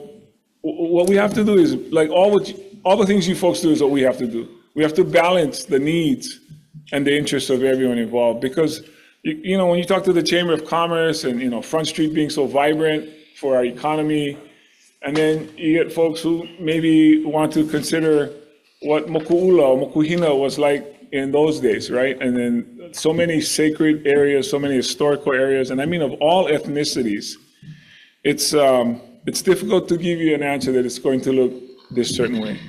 And then you brought up the issue of shoreline, setback, ocean rise, climate change, the issues of zoning, building codes, the width of the streets, things that come into health and safety, the material, the building materials that were used. All of those things are going to be put into the mix, which is why this is going to be quite a challenge. You know, I don't want to pretend to speak for people who come from Lahaina, but the last thing I'll say on that is these are properties that are privately owned as well. I mean, there are pieces there that are owned by the state and the county and the Weinbergs and all other businesses, but I'm not the person who's going to tell you what it's going to look like today, but that is what we're striving on. I'll let Josiah finish that. Thank you, Mayor. Aloha, members. I'll just get to your part of the question about the decision-making structure.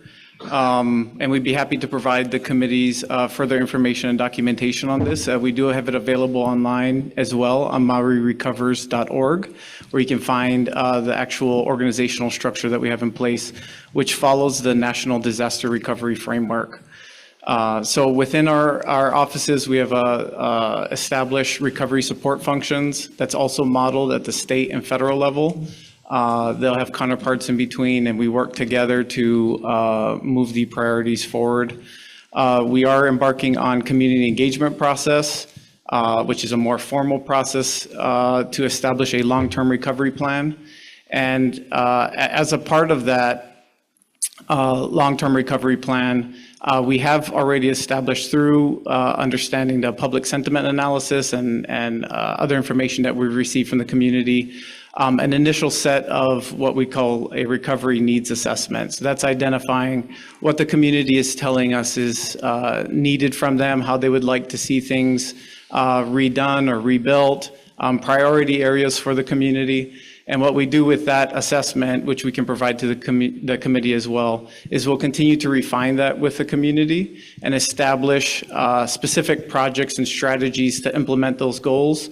And the community will help us dictate how to prioritize those things. So based on funding, based on timelines, how it impacts residents returning to their properties, they'll be able to help make those decisions. And we'd be happy to provide further information to the committee. You have a tough job, but we're hoping you'll give us clarity. Thank you. Thank you, Chair. Thank you. Senator DeQuaid.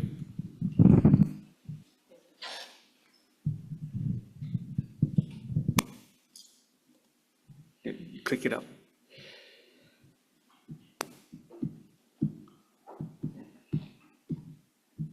Might be working. It sounds like it's on. Hi, thank you, Mayor. Thank you, Chair. Thank you, Mayor, for being here. As we know, we have struggles all across of Maui, upcountry and Lahaina. And as you represent Maui Nui, I guess the question becomes, as you sit here, you're prepared to increase real property tax rates.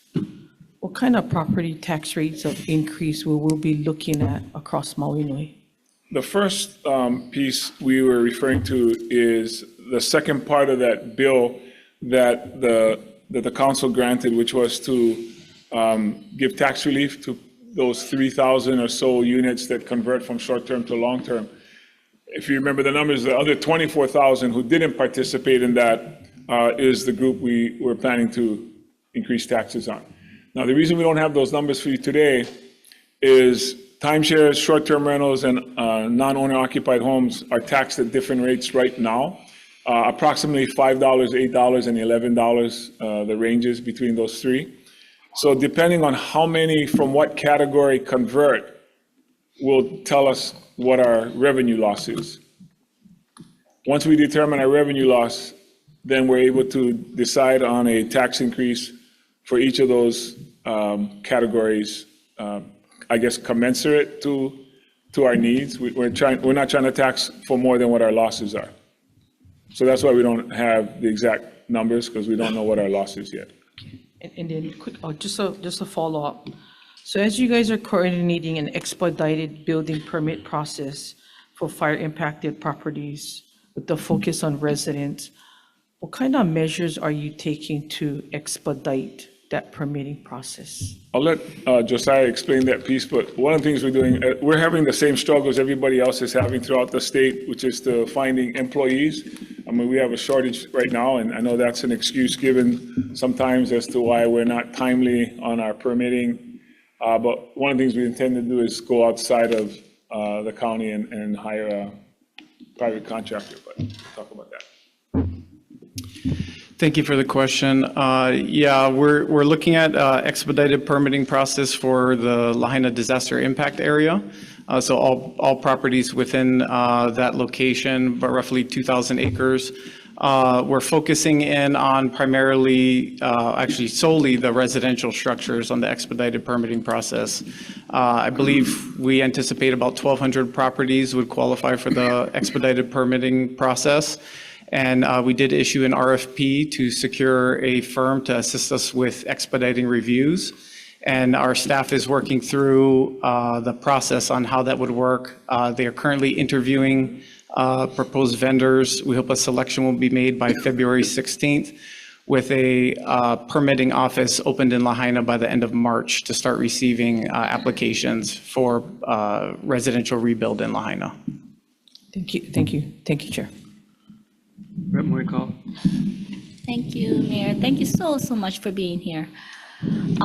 Your GET is going to go into effect this year, right? January this year? Yes, it did. Yeah. So do you have an estimate about how much that would bring in a year? Because your list is very ambitious. I see a lot of infrastructure.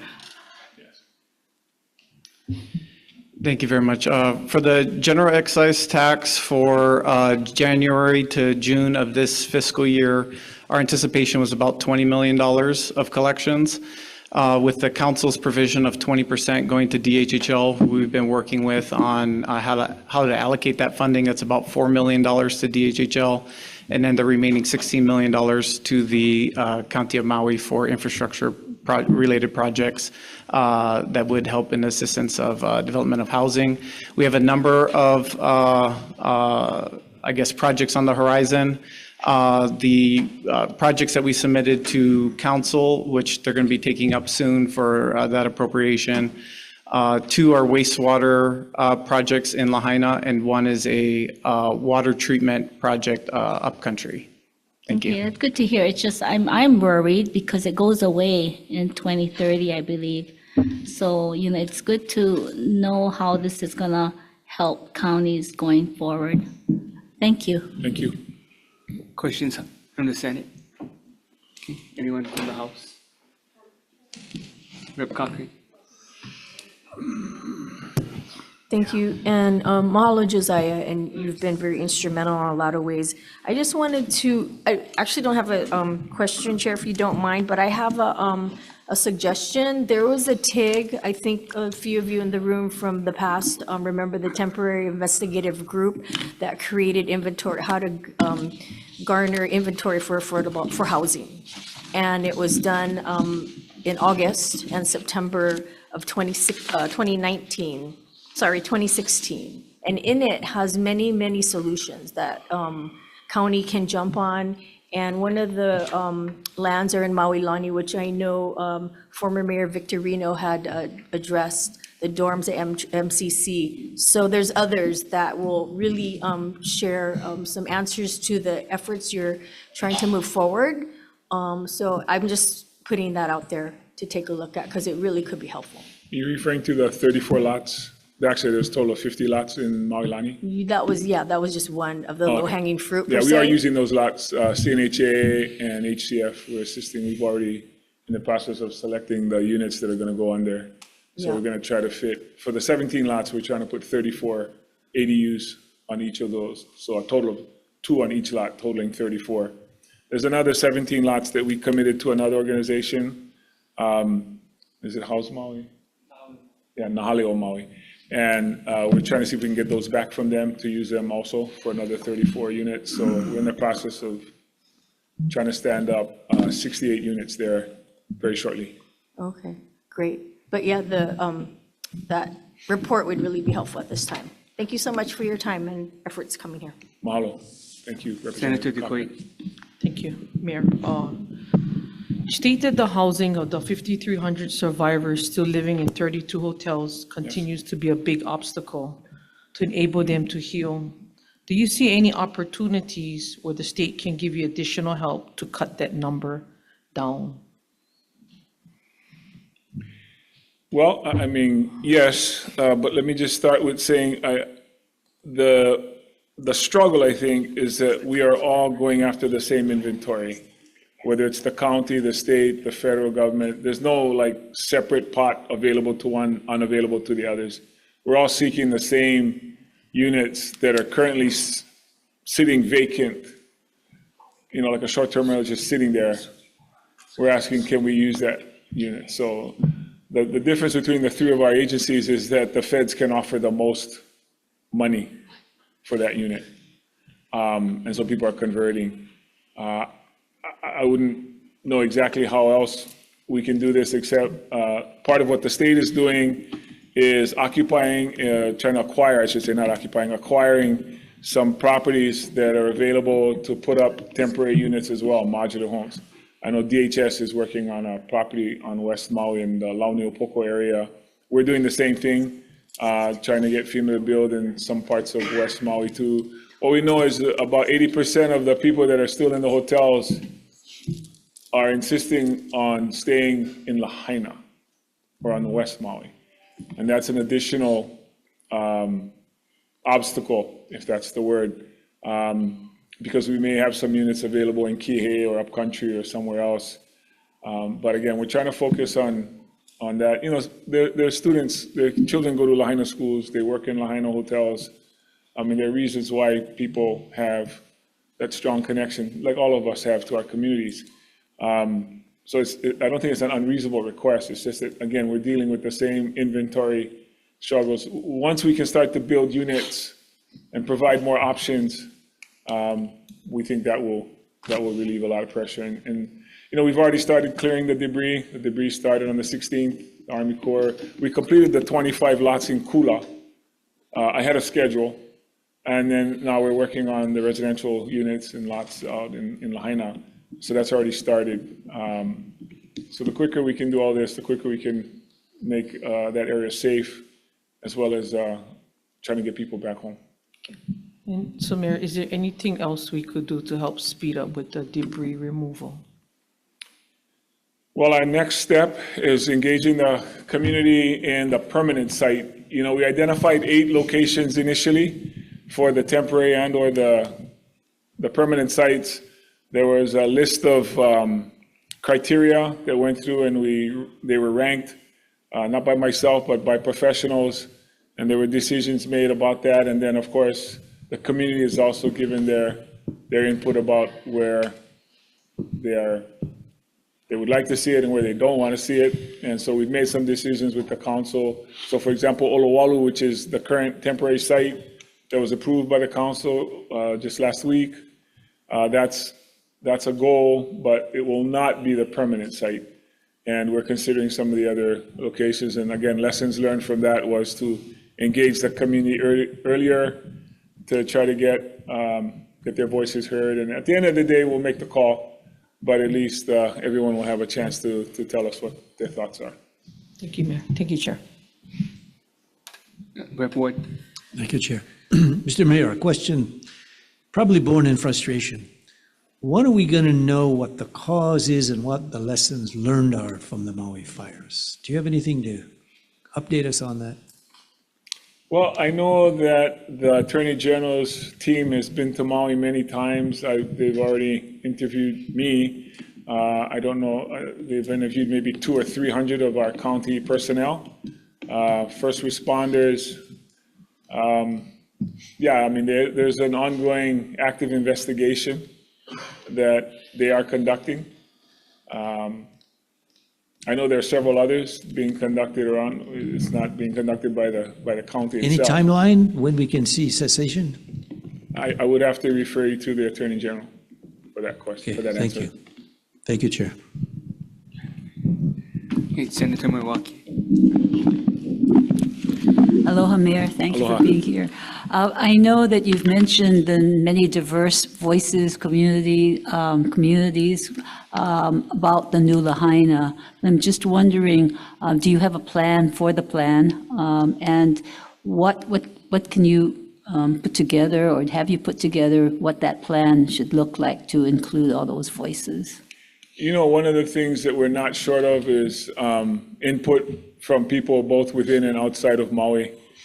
So many people have sent us their plans that they have drawn up. So obviously people have given this a lot of thought. We have our own consultants that we're working with. And again, our plan is to engage our community and see where we can find agreement, consensus, some ideas. But I think it's too early to tell now exactly how that's going to be decided. But Josiah, do you want to add to that? Thank you. And it may be more detailed than what the committees at this time want, but we'd obviously be happy to share further information at later hearings if that's what's needed. But we, do follow the guidance that's based off of what a significant amount of other communities, unfortunately, have gone through this in the past. And through their lessons learned, through the ways that they've learned to work with the community, as well as federal resources and federal funding that's available, we're modeling our planning activities off of that, based off of our recovery support function dealing with community planning efforts. And, given all the challenges that's facing, the hardest thing in all of this is probably going to be the community planning element. Just getting people together and to come to a common ground and common vision for how that should take place will be one of the biggest challenges. You're building for people, so I think, in terms of knowing what that framework is, would be very, very helpful, I think, in how you plan for the future. Thank you. And chairs, we'd be happy to, I couldn't print out enough materials for everybody to bring with me on the plane, but I can provide staff some of the materials we have to provide to committee members at a later date. Thank you. Thank you. Thank you, Chair.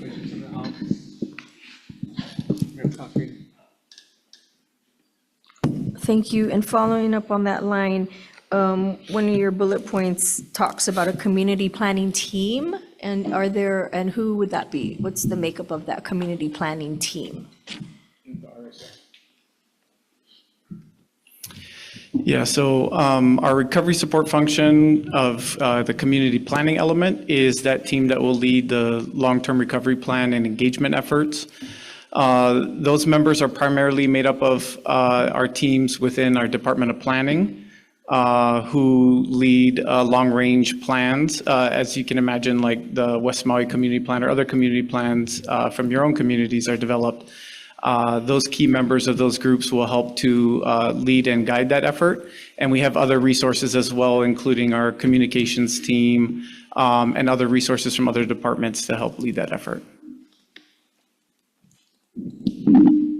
Senator Kim. Thank you, Mayor.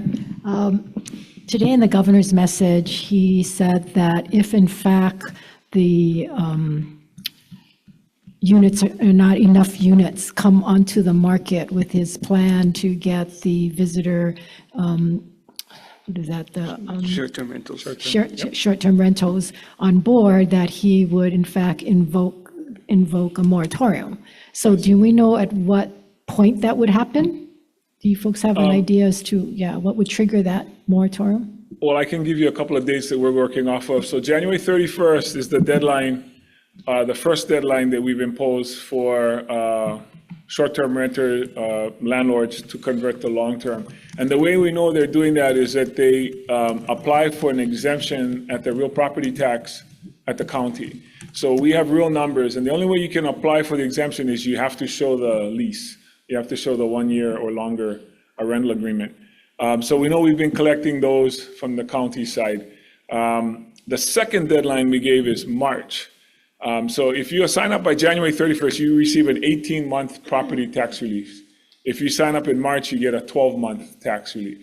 So I think those would be the 2 dates that will give us the best indicator of whether we've gotten the 2,700 or 3,000 units that we're looking for.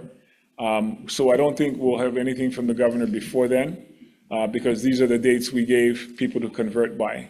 So I think my guess would be March. Okay, so if in March we're still short, Yes. it'll get triggered right away, or what's the plan? I've And not then, discussed that specifics with the governor. He's expressed, obviously, we've talked about what it would be like for him to put that in. I think the length, the 2 things I will say that I did get from him on what the moratorium would look like is it would be the length of the emergency proclamation that he puts in, so perhaps 90 days. It would end once the number of units have, we receive them. I know those are two sort of things that he's shared with me. okay, well, it'd help to get more details, like what happens if they come in after the March? What kind of tax waivers would they get compared to those that have come in earlier before the moratorium? I think the other question too, if I can add to that, and questions we're getting from the public is, what if I put my unit in and I live in Hana, and I put my unit in, but nobody wanted to accept my unit because nobody wants to go necessarily maybe to Hana, I'm using that example, to Hana. So I think there are going to be things that we're also going to have to take into account, either one-offs or just categories. And that's a really good point. We will look into all of that. Thank you. I had a question. How long is FEMA obligated to be here to assist? Is there a cutoff deadline? 18 months. 18 months is their obligation to provide emergency housing. It can be extended to 24 months. And then, of course, if the president says longer, but that's their 18 to 24 months is what I can tell you, Senator. And that was that started back in August? Okay, so it starts when the president makes the emergency declaration. That's one of the triggering dates. The other we're talking about now is the length of the lease, when the lease started, because everybody's lease is starting on a different date. So whether or not they lock in an 18-month or 12-month lease, based on that, I can get clarification for you. Okay, I guess what I'm trying to figure out is lots of money right now is going to help with rentals. Yes, sir. And if they have a deadline of when they're going to assist us and leave, if we don't seem to get the rental costs down, that's less money for housing and construction long-term.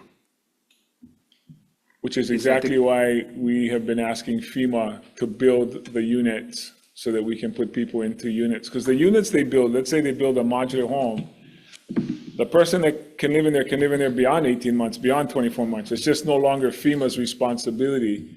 And that's where both the state and the county have agreed to work together and take over those long-term units. We need FEMA's help in putting in the infrastructure and building the units now, and that's really what we're negotiating. Okay, so some temporary, I know there have been efforts or discussions on rent control.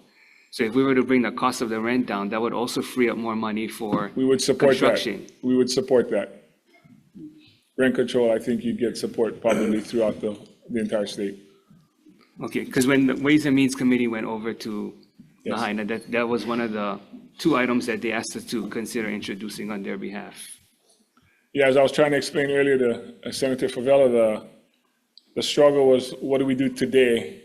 How do we get people in there today? And then how do we plan for the 19th month when FEMA pulls out? Yeah. That's definitely what's on our mind. And if the money gets wrapped up in high rentals, Yes. there's less money going to construction and infrastructure. Yes, sir. Wait. Any help, members? Senator Kidani? Mr. Mayor, I would like to know if you guys have extended or asked our congressional delegation for, to jump in at this time to ask for that extension from Congress, from the president, only because when we were there, the WAM was there visiting, we did see one of our congressional delegation there looking, so I know they're aware of what's happening, but I think if you wait till the end of the line to ask for that assistance, there's going to be some time in between getting that assistance to extend for FEMA. Thank you, Senator. Your instincts are very on point. We are already with our congressional delegation. They are already assisting. They've been really from the beginning. I met with 3 of them in their offices last week in Washington, D.C. That's part of the reason for being there. They have heard my plea asking FEMA to build these units for us. I met with FEMA, I met with HUD, I met with different members of the President's cabinet while I was there to bring our plea to them. But we have consensus and unity among all 4 of our congressional delegates, and they are very aware. I also put this in writing. I wrote a letter to FEMA making this request as well, copies of which have been distributed to our federal partners, and I'm happy to distribute it to anybody in the committee who's interested in seeing the action we've taken so far. But I would still think you need to plan for worst-case scenario. So if it's not extended, what's the tipping point where there's a budget for infrastructure and housing? If you don't get people off rentals, the budget is going to stay the same, right? You still got to do infrastructure, you still got to build housing. Now, at that point, FEMA's leaving, the state and the county is going to have to pick up the bill. You're correct. Also, there's philanthropy. There are nonprofit, there are private entities that we're also going to try to engage in building as well. So we understand we need to build. Well, I just want to make sure that what do we have to do so that we can conserve money and be smart about the rental assistance and lowering those costs so that we can put more money in the infrastructure so that FEMA can take care of most of those costs, and then whatever assistance is needed from the state and the county is not as prolonged as if we only focus on rentals. Thank you. So a lot of our funding for infrastructure repairs and replacement is going to come through our public assistance process. And so, the process of clearing all the properties as quickly as possible, as well as getting an expedited permitting process in place, will get people out of the rental pool and back into their properties. About 40% of property owners, of properties were occupied by the owner in the disaster impact area, and about 60% of the properties were rentals. So we are having to look at additional builds to accommodate the individuals who did not own the current property.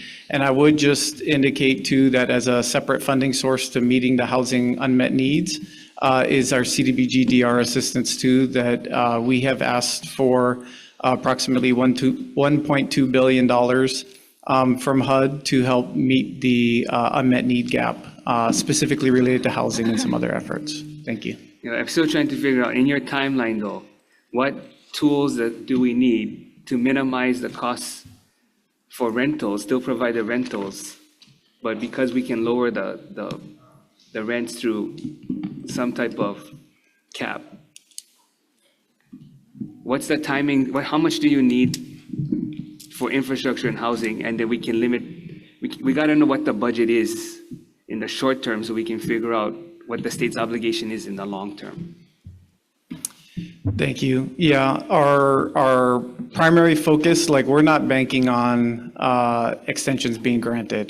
Of course, that's our hope, and if the need is there, then we would definitely push for that to occur, but we have to plan for our residents as if that's not occurring. And so the projects that we put in place, including on county-owned lands, we're working with a few different entities right now for development of projects on those lands, in addition to, as Mayor mentioned, group housing sites so that we have adequate inventory to house the displaced survivors at a low cost or affordable rent. Okay, because the mayor's testimony, they're looking at $1 billion in public assistance and recovery costs. I'm not sure if that also includes the infrastructure and the housing, or is that just, what's included in that $1 billion? Thank you. That $1 billion is primarily inclusive of infrastructure-related repairs and replacement. Obviously, damage assessments are still ongoing, and the actual need will vary at the end of the day. But our initial estimates for primarily infrastructure repairs and replacements is going to come out to roughly that amount. Okay, so what's the timeline where we have to start with the processing, the plan, design, construction, so what encumbering funds, whatever, so that FEMA ends up footing the bill versus the county or the state? Yeah, so time is our biggest enemy right now. More than money, more than anything else, it's the elapsing of time. And so the cost share between the feds and the state and or county decreases over time. And so the processes and projects that we're putting in place now is to get those things started as soon as possible so that we can have those federal resources at play. Our whole goal is to not have to tap into our residents' pocketbooks as much as possible. And so to utilize our private philanthropy partners as well as our federal resources is our top goal. No, so I hear a process from you. What I'm not getting are dates, specific dates. And if you need to extend, you're going to extend, but what's the specific dates to say, okay, we're going to start construction on some of these projects so that FEMA actually foots the bill? Yeah, for FEMA's group housing sites, they're looking at about 4 to 6 months, I believe, once final approval is given from their top headquarters. We have been working with our federal delegation to put pressure on FEMA to move those projects forward. We have been lining up the infrastructure resources. Of course, you guys are well aware that sewer capacity, water availability of resources is huge issues. But we've been lining up those plans in place so that once FEMA's ready to and able to pull the trigger, then those projects could be built in about 4 to 6 months. We also have an ADU and TDU program that will be getting off the ground shortly, which we hope will be able to fill the gap of especially the FEMA ineligible individuals. And that program should take about 4 to 6 months to get units going through the pipeline. Okay, if you can just give us a breakdown of the 1 billion and then timing as to what projects are going to start. And I'm assuming that they don't have to be finished right away for FEMA to pay for them. Thank you. Yeah, we'd be happy to submit you some Gantt charts that we have regarding timelines of infrastructure and whatnot, as well as the breakdown of funding resources. So the paragraph before says this is your only request, right? Is funding for the recovery efforts.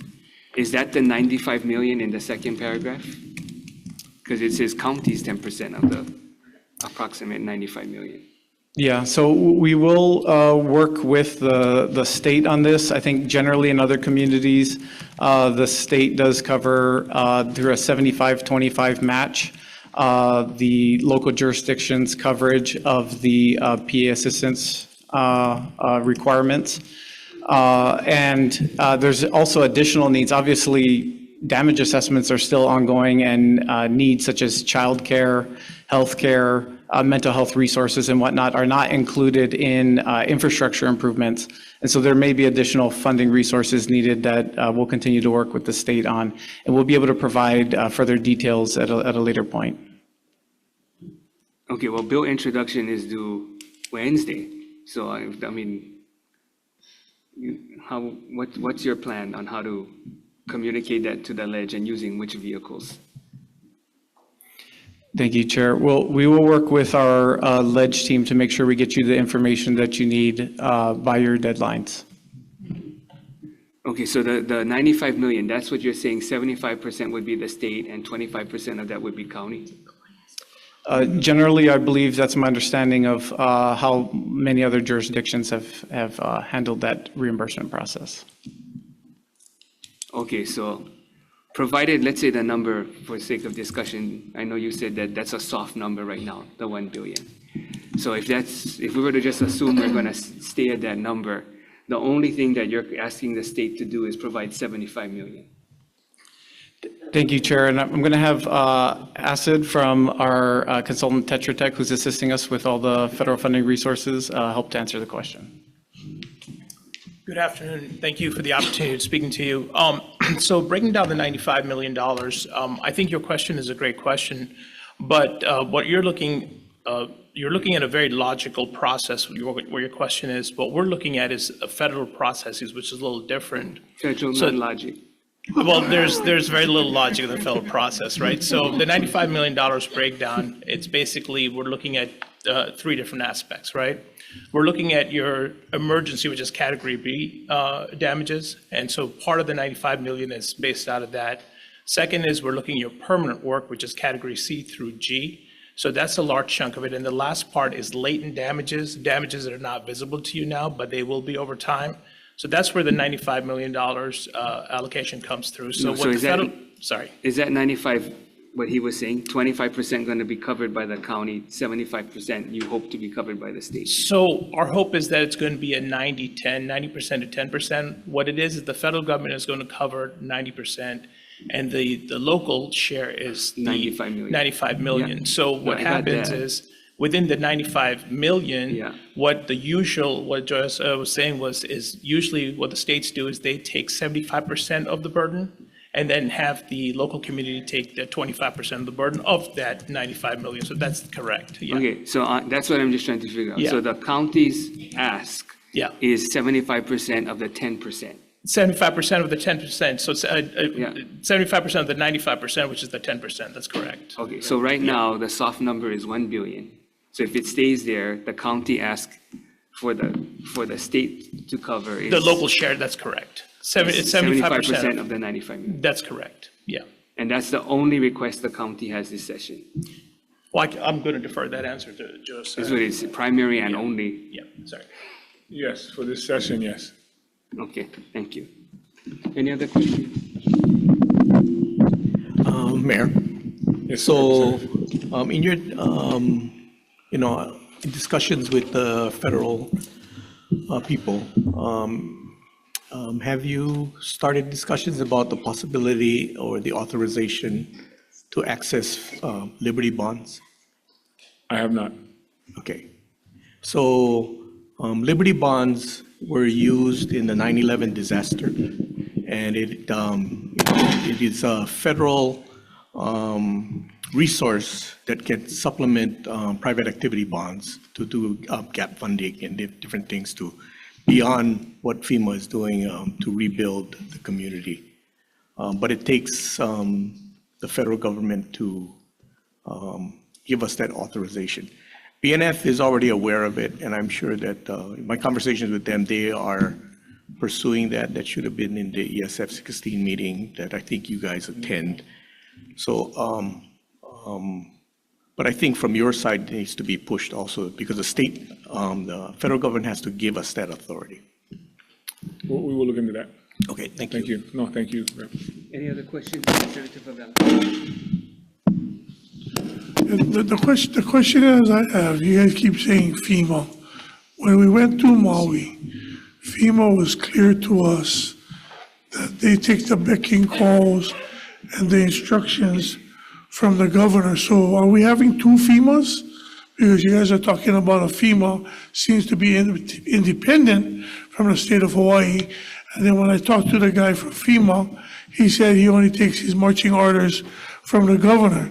So that's why I'm kind of confused, because you're the mayor of the county, and regardless if FEMA there and the governor, you control everything to do it in the county. So if I wanted to sell or wanted to do something, they'd have to go through the county. So I just kind of confused that we're waiting for FEMA, and then FEMA telling us the governor giving him the orders. So who are we waiting for? The governor, FEMA, or you? Because you're the mayor. So that's kind of confusing, because you guys been talking about FEMA this whole time. And that's the reason why I was upset, Mayor, with the FEMA guy there and my colleagues was like there, because I asked him that question. And he said, the governor, he goes to the governor for making call. So I said, the governor knows, and you know that they're outpricing the people. And he shrugged me, just like that. So I don't know what you can do besides what we're going to try to do here legislatively, Mayor. But you're the mayor. You can make your own rules. You can make your own thing with your council and your people and your laws to tell those people they cannot do that. Even though FEMA's saying they're going to pay that cost, but you can say, you're the mayor. You do that, you'll be penalized. Because if I wanted to sell one bag ice for $160 during this crisis. Question. Who's going to shut down? Would you guys shut me down? Mayor? Yes. Okay. So. That's the question then. But to answer your question, we're dealing with FEMA. I cannot answer how FEMA is dealing with the state because the state and them, they have their own relationship. The one I have with them has been cooperative and has been helping us. But we did point out that artificial increase, as you pointed out, what's happening to our rents. And one of the ways we want to address that is getting them to build units. And if we can get them to build units, we can move people out of short-term rentals and adjust that price. If there's rent control, if there are other issues preventing evictions. I mean, I guess the best I can answer is there's really no one approach, one answer. This is a very complex thing that we've come to understand, and there are multiple approaches, there are multiple ways to try to get what we're getting at. And right now, all we want is a simple thing, is to get people back to their homes. I mean, no matter how we slice this and how we say it, at the end of the day, that's the simple message. We want to get people back to their homes. We don't want people to sell their land. We don't want people to move away. We don't want people to be taken advantage of. We don't want any of that. And we're doing our best to deal with all the agencies that we deal with every single day to try to achieve that. And there is going to be time where there's disagreement, inconsistencies, contradictions, things that come up. And our job as leaders is to deal with that. Find out what happened, how it went wrong, human error, process error. You know, have we missed something? I'm sure we missed stuff. I'm sure of that, but not on purpose. We're just trying to do the best we can. Thank you, Mayor. Thank you, Chair. Okay, we're going to call a 5-minute recess so that Kauai can set up. They already pushed back their flights once, so thank you. Sorry. Thank you. Thank you. Thank you. Blame Honolulu.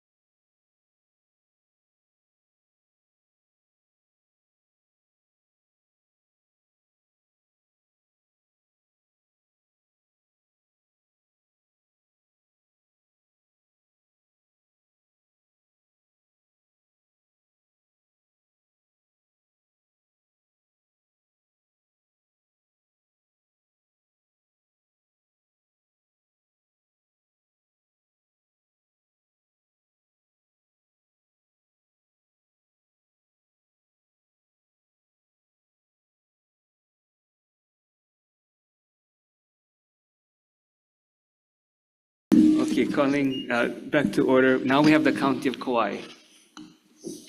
Hi, good Aloha. afternoon, everybody. Good afternoon. I'm Reiko Matsuyama, Managing Director for the County of Kauai. I also have with me Chief of Staff Sarah Blaine and my predecessor, your friend and mine, Mike the Healing, sitting in the back over there. He's next. He can answer all your questions. So thank you for the opportunity to present testimony before this joint committee. Mayor Kawakami sends his regrets as he's still on his way back from the U.S. Conference of Mayors. You know, as we stand here today, we would be remiss to not mention the devastation in Lahaina. Kauai remembers how the state and all the other counties came together to assist us in our times of disaster, whether it be Hurricane Iniki or the 2018 floods that cut off access to a large population of our island. Hawaii stood together. It will be no surprise to any of you that our real property taxes continue to be our primary source of general fund revenue. Real property tax revenue remains strong as we continue to see unbroken growth since 2013. We are estimating a moderate increase of 5% in our values for fiscal year 2025, putting us in a position to maintain stable revenue collection this upcoming budget. After some significant real property tax reform this year, we are excited to be implementing tiers to our real property tax rates in this upcoming budget. The County Council has granted us the ability to tier all 9 of our remaining tax classes, helping to distribute the burden of real property taxes more fairly across our county. This will introduce progressivity to our tax system, whereby more valuable properties pay a higher proportion of their property's value in taxes. While our intentions are to roll out these changes slowly to get our taxpayers accustomed to the new structure, this will allow us greater revenue generation. This reform also included some name changes to our tax classes, which will reduce confusion, as well as we eliminated our residential investor tax class. General excise tax. The GET surcharge has helped us stimulate job growth, expedited improvement initiatives, and completely eliminated our need for additional general obligation bonds. While we took advantage of low interest rates by refinancing in 2021, our last GO bond issuance was in 2017, prior to Mayor Kawakami's tenure. We are grateful to the legislature for assisting us with the avoidance of this debt service that would be carried by our taxpayers for many years. In the years immediately before GET, only $1 to $2 million could be invested per year toward the county's approximately 616 lane miles of road. Only minor patching or filling could be done with any regularity. And paving had to be addressed in a triage fashion, reserved for short stretches of road at most. As a tangible statistic, since the implementation of GET, we have paved over 176 lane miles under the island-wide resurfacing program. We aren't talking about merely patching potholes. We are now making significant improvements by shaving it down and building it back up. Since subdivision roads generally need to be resurfaced every 20 years and busier roads every 10 years, the resources provided by GET has allowed the county to emerge from a state of being unable to keep pace with the normal rate of road deterioration to being able to catch up, especially with respect to roads that have been in poor to critical condition. More importantly, going forward, the continued access of GET funds will allow the county to progress beyond simply keeping pace with wear and tear to achieving a state of continuous improvement. With critical deficiencies addressed, mill and fill treatments could then be the norm, with the mission of shifting to maintaining good roads and enhancing roads in fair condition, as opposed to repairing only the worst roads. We are further grateful for the legislature's support for our own TAT, the Transient Accommodations Tax. Since inception in October 2021, we have consistently been able to generate more revenue than we did under the state's capped distribution. The TAT is crucial to our ability to support the infrastructure for not only our residents, but our visitors who make up 30% of our daily population. With the assistance of our influx of TAT in fiscal 24, we increased and filled all of our park ranger positions, and we authorized a dozen new positions for our ocean safety coverage. Kauai is further prioritizing the implementation of our Kauai Destination Management Action Plan, particularly in the areas of clean ground transportation, tackling illegal TVRs, funding safety and security staff, and supporting locally made products and land stewardship initiatives. So all of the partners are coming together to create a visitor industry that we can be proud of well into the future. As for our expenses, salaries and related benefits use up over 81% of our general fund expenditures. This leaves little room for programs that benefit our residents. Speaking of salaries, we are still in a state of the unknown as it relates to the issue of temporary hazard pay. The total payout is expected to be significant and be funded by our rainy day funds. Mayor Kawakami has prioritized deferred maintenance for larger infrastructure projects, which have been needed for many years. But as we move towards the end of his term, we need to prioritize expanding our existing landfill capacity, building a new landfill, and expanding our wastewater infrastructure. These things will require a bond issuance in the coming years. And as indicated in the other chart, over half of our general fund expenditures are used towards public safety, police, fire, and emergency management. While our general fund revenue greatly exceeded general fund expenses, much of that is used to support our other enterprise funds that don't generate enough revenue to support themselves. Solid waste, wastewater, and golf course are three of those that receive significant general fund subsidies. Of note, we have passed county legislation to increase both sewer fees and golf course green fees. As an example of the many wastewater fees that were increased, residential flat sewer fees will go from $60.09 per month to $101 per month, an increase of 68% over the next 5 years. These increases should reduce the fund's reliance on our general fund and shows that the county is willing to make difficult decisions to increase taxes and fees that we control. Housing, on the top of everybody's mind. The county is the largest developer of housing on the island. In 2023, we broke ground on 221 new units and secured entitlements and financing for another 276. This includes our second supportive housing project for homeless families at Limaola in Ele'ele. This is set to open in the spring of 2024. These 2023-2024 housing projects represent over $270 million in investment in Kauai's economy. So we also continue to pursue land acquisitions, complete all pre-development and entitlement work, and focus on community engagement. We have dedicated 36 acres in Waimea. We recently closed on 50 acres in Kilauea, and we're pursuing the conversion of an underutilized park in Puhi all to housing. In our fiscal year 24 budget, we funded a debt repayment of $12 million for a DERF loan to free up even more money for future housing projects. The debt was paid off 10 years in advance and saved the county $6.4 million in debt service. The success of our supportive housing concept is contingent on wraparound services that have been previously funded through the Ohana Zone program. This preventative type of funding results in decreased healthcare costs and judicial interventions. We understand this program is currently set to sunset and would request that the state again consider extending or deleting this provision to support our long-term operational success of these programs. So in closing, we recognize there is much uncertainty with the Lahaina recovery, and we commit to helping and working together where we can. We also acknowledge there is much to learn from this disaster and are committed to buffering our disaster preparedness and recovery plans. We have been awarded funds as part of the USDA's Community Wildfire Defense Grant Program to update the Community Wildfire Protection Plan, and simultaneously working on the Climate Adaptation and Action Plan that outlines strategies to both mitigate and adapt to the effects of climate change. In this work on Kauai and across the state, it is essential we collaborate across stakeholders, like we have done so many times before. We must ensure the meeting of the minds and develop creative, thoughtful, and proactive plans and solutions. Throughout Maui's immediate recovery and in the wake of the state's largest environmental, social, and economic disaster, we must emphasize that we feel an obligation to make sacrifices for the good of the whole and recognize that there is a long road ahead. We are with you.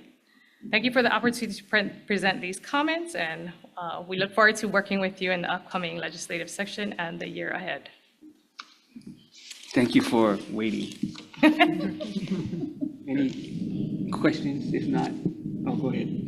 May I have the floor, please? Thank you. They saved the best for last. Thanks for waiting. I hope you'll make your flight this You afternoon. know what, though, they already committed to paving all the pickleball courts for you. Oh, that's probably my first question. Will you guys guarantee to match the 50/50 if we help you guys with your beautiful, terrible tennis courts? Which tennis courts? My district, Kekaha, Hanapepe, Lihui, terrible, but that's not my district.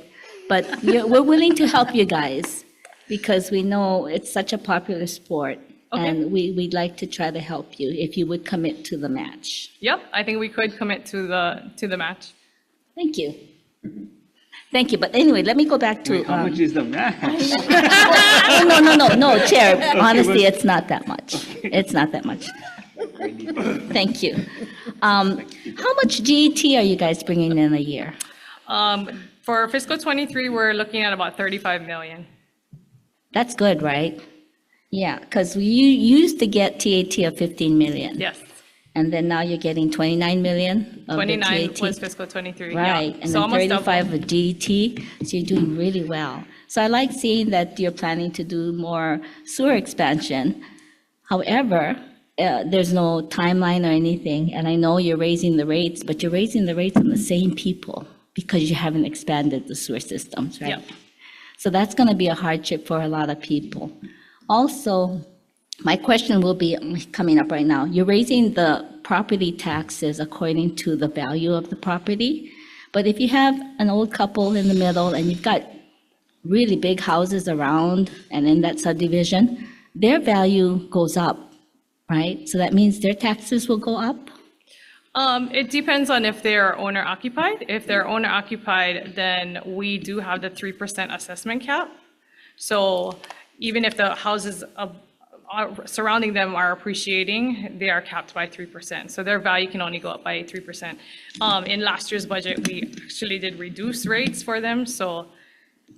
Okay, no, that's good to hear, because that's, I really feel for these people who really don't have much income, and you know how the value, the land on Kauai is so valuable.